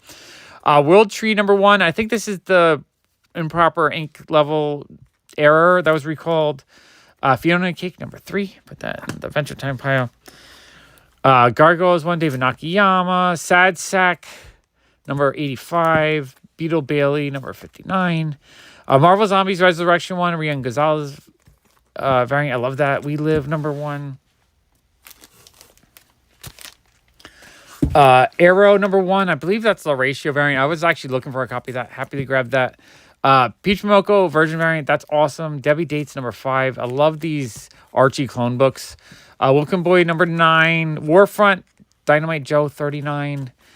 Young Romance. Street Side Anthony actually gave that to me. Awesome. He knows I love the old school romance stuff. Ninja Turtles actual newsstand edition. So these are kind of rare. #37, #35, and #30, and #31. And we're blasting through these because I am tired. I'm tired and I want to get these sorted. So I'm going to once I'm done with this, I can put it into the pile to be sorted. Oh, you're welcome, Tina. I'm having fun. I would keep going, but I feel my voice is going, my brain is going. But I might still take a late night walk to get some extra. So yeah, all the romance Street Side Anthony, I think, gave me like 3 or 4 romance books, which are great because these are easily like $10 books. Anthony is awesome. Turtles 55, some more of these newsstands. Turtles 38, 61, 34, and 39. Those are all super cool. Love those. All right, another stack here. More Lady Mechanica. Love Lady Mechanica books a ton. I think they just have great covers and artwork. This is, I think, a collected edition. #3. Jenny Friesen Virgin variant. Sabine Rich cover. Our Fighting Air Force #12. I love my Golden Age stuff. Blondie #30. Zerdy cover. I guess I can't show that. Dawn Matee cover. Wonderland limited to 750. Really cute cover. Zombie Tramp 5. Rose Bash Virgin variant. I don't think I've seen that other than this one time. Yeah, no, Archie started doing the Teenage Mutant Ninja Turtles in the early 90s, and those were the more cartoony kid ones that matched the cartoon, and they had all the colors. The actual original Mirage ones are all, weren't, they didn't have their 4 colors and stuff. I like the Archie ones. I think the Archie ones are kind of a little underrated.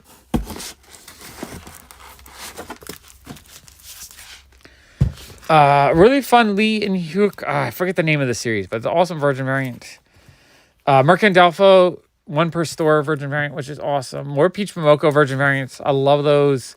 Lady Mechanica 0. A Souza Micah Red Sonja cover. A Peach Momoko awesome Star Wars cover. I'm not sure the artist on this, but I thought the cover was stunning. Love that. I forget the artist on this one, but that's a gorgeous, gorgeous die. #1.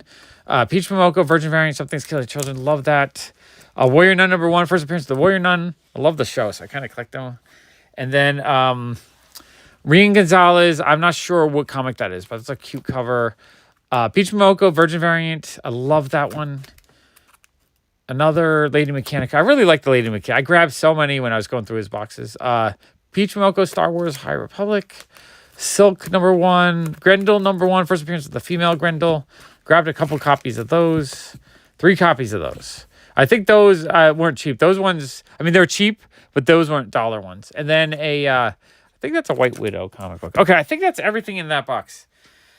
All right, I am tired. Oh, I have 2 more boxes of rando stuff that I could go through just to get it ready for sorting. But I'm also really tired. I don't know. It's up to you guys. Are you guys, like, everyone's falling asleep. Everyone's going. You guys want me to keep going? Or should I call it? I guess it's up to you guys. Because if I show it to you, then I can throw it into the pile to get sorted. And then it gets put away and the duplicates pulled and all that kind of stuff. Oh, one more.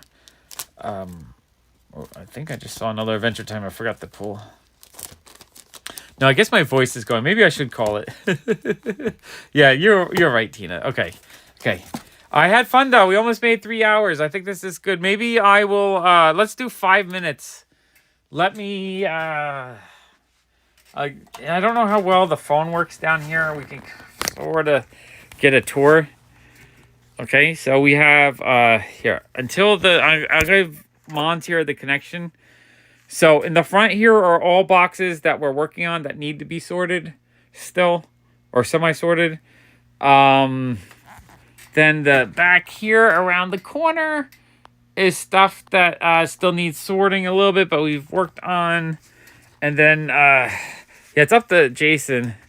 Over here, these boxes are all to be sorted DC. So we stacked them all up here. It's probably, it's all long back, deep plus. So what is that? 1, 2, 3, 4, 5, 10, 15, 20, 25, 30 or so long boxes of DC I gotta get sorted. Okay. I don't have my stabilizer, so this is kind of messy. These are all boxes I got from Street Side Anthony months ago. I traded a whole bunch of whatnot stuff for a whole bunch of duplicates of newsstands. Nothing of value, but stuff I can get $1 to $3 for. So it was just more of a bulk thing where he was giving me like, I gave him a $20 book, and I gave him a $20 Virgin variant, and he would give me like $20, maybe like $50 if they're cheap. These are all the indies that we're going to sort next time. When Jason and I sort, this is A through M. No, I'm not sure. I just know that's the next round of indies that we got to sort that are down to, like, they're pre-sorted. So those should go pretty quick. These are the 2 random boxes I was going to show you about. They look kind of boring, so I didn't want to go through them. This is another random box that we could probably go through that looks like I haven't gone through it yet. These are the 2 comics for Jason that I pulled out tonight. Oh, welcome, Jeff. These are... Jason, you remember what these are? These are the extra rando stuff that we just might never fully sort because it's so, like, indie. And then, I mean, we sorted a ton of indies. I've been, like, right here. These are all Dark Horse books. I still have to do the final sort, but they're all Dark Horse. These Eclipse are fully sorted, so all the duplicates are pulled out of the 3 Eclipse boxes. We got random Marvel boxes everywhere that I gotta work on. Oh, this is all my Apple Comics / Warped / ElfQuest stuff. So I have a whole short box of that. More Marvel there. Over there are boxes that we're currently sorting. I think one's Spidey, one's Batman. Right there is more Marvel stuff. Right here is... we're still streaming. Okay, streaming's still going good. Those are boxes of better things that I need to sort.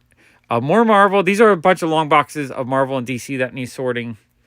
One long box of Dark Horse, actually. I think, is that a long box? Wow, I didn't know I had another long box of Dark Horse. So that has to get over here somehow. I gotta make room for that.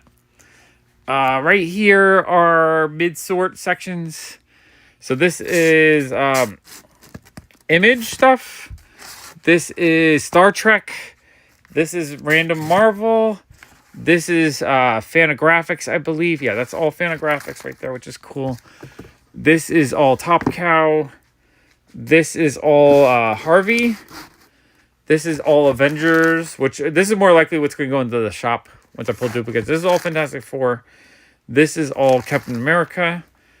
Let me see if I can get to... I don't know if we can go to Ultra down here so you can see a little better. Okay. This is this is IDW now. Chaos. So that's a whole box of Chaos for the Chaos fans. This is all Malibu Ultraverse. This is all Boom Studios. This is all First. That's Punisher books. That's a box of Comico, Boom, First, Top Cow. These are all my undergrounds. So this is all underground. This is all underground. So when I'm talking about, I'm talking about stuff like this or Crumb stuff. So I have 2 boxes of underground, 200, 300, 200 something undergrounds right there. That's Malibu. And then back over here. These are extra rando, actually. These are super rando, like super indie stuff. This is all Spider-Man related. This is my little Rumiko Takahashi stack I'm building. Because I actually want to read all these. So I'm just, as we find them, I've been kind of sticking them here. And then that's Marvel. All right. I think we're still going okay. We're still streaming pretty good. Here, this is all unsorted DC that I got to sort. I'm going to go back here. I don't know if we're going to disconnect or not. No, actually, it looks like we're disconnecting. All right, I'm going to try. We're going to try. Can we go? This is all image back here. So there's 4, 8, 12, 15 boxes of unsorted image. This is fully sorted X-Men, fully sorted Superman. So I have 1, 2, 3, 4, 5 or 6 long boxes of fully sorted Superman stuff. Power Pack. This is Marvel Comics Presents, Daredevil, Star Wars, Cliffhanger. Up here is my no, Jason's been helping me sort. Jason's my full-time middle-aged intern, I guess. This is my fully sorted first set. So I have 4 short boxes that are fully alphanumeric, all duplicates pulled, and I have to get that box sorted into it. These are the 2 bins that was mopping up water all last night during the big storms, which really sucked. I hate that I get water down here. This is all my Valiant stuff. I have 7 long boxes I got to pull out. Those are mostly duplicates. And then back here, just a whole bunch more stuff to sort. So yeah, there's a lot. I probably have 50 to 75,000 comics in the basement. And then back over at my office is where I usually keep the better stuff. This is just where I keep kind of the bulk stuff. The stuff that, like, if God forbid I do have a water problem, like, it's sad, but it's not the end of the world. It would suck, though. It would really suck. And then back to the filming, please. So I hope you guys enjoyed the little basement comic tour. Nothing, I don't really keep anything too exciting down here because I just don't want to leave anything with a chance of getting damaged, basically. But I have a lot of comics, so I need a space to put them. Okay, I guess I disconnected a little bit because I see your chat repeated. So we probably did get disconnected at some point. So many comics. All right, did we make it? Oh, we made it past 3 hours. Okay, we still here? Did we get disconnected? Yeah, milk crates for everything. I try to keep, if I'm working on something, nothing stays on the floor. It's always on milk crates. That's why I have so many. Better yet, though, up on the shelves, at least 2 or 3 feet above the ground. I mean, I never get more than an inch of water, but all the boxes are labeled. I don't label the shelves because I'm constantly moving stuff around until I feel like it's I move around as I'm sorting. I move boxes around, right? So, I'm trying to get it back. Face. It's my face. All right, I hope you guys enjoyed this big, crazy mega haul. I'm going to put everything on the table so that it's not in danger of getting wet. And sometime this week, I will, if you want, on the PopFuzz channel, I'll probably do another 6 or 7 hour sorting. Just a little bit of this kind of, okay, I think it looked like it mostly showed the whole, the basement. But yeah, so yeah, I think Jason wants to come help me again. So we might do another like 6 hour crazy sorting stream day. If you guys, on PopFuzz, we just streamed for 6 hours while we sorted boxes. If you guys enjoy just 2 dudes digging through boxes for hours on end with like a little bit of conversation and maybe occasionally showing a cool comic book, then join on PopFuzz. All right, I had fun. I'm too tired, I think, because I was dealing with the water all morning. So I think I'm not going to walk tonight. I think I'm just going to go sleep. Okay, I appreciate you guys. I love you guys. Thank you for hanging out. I will talk to you soon.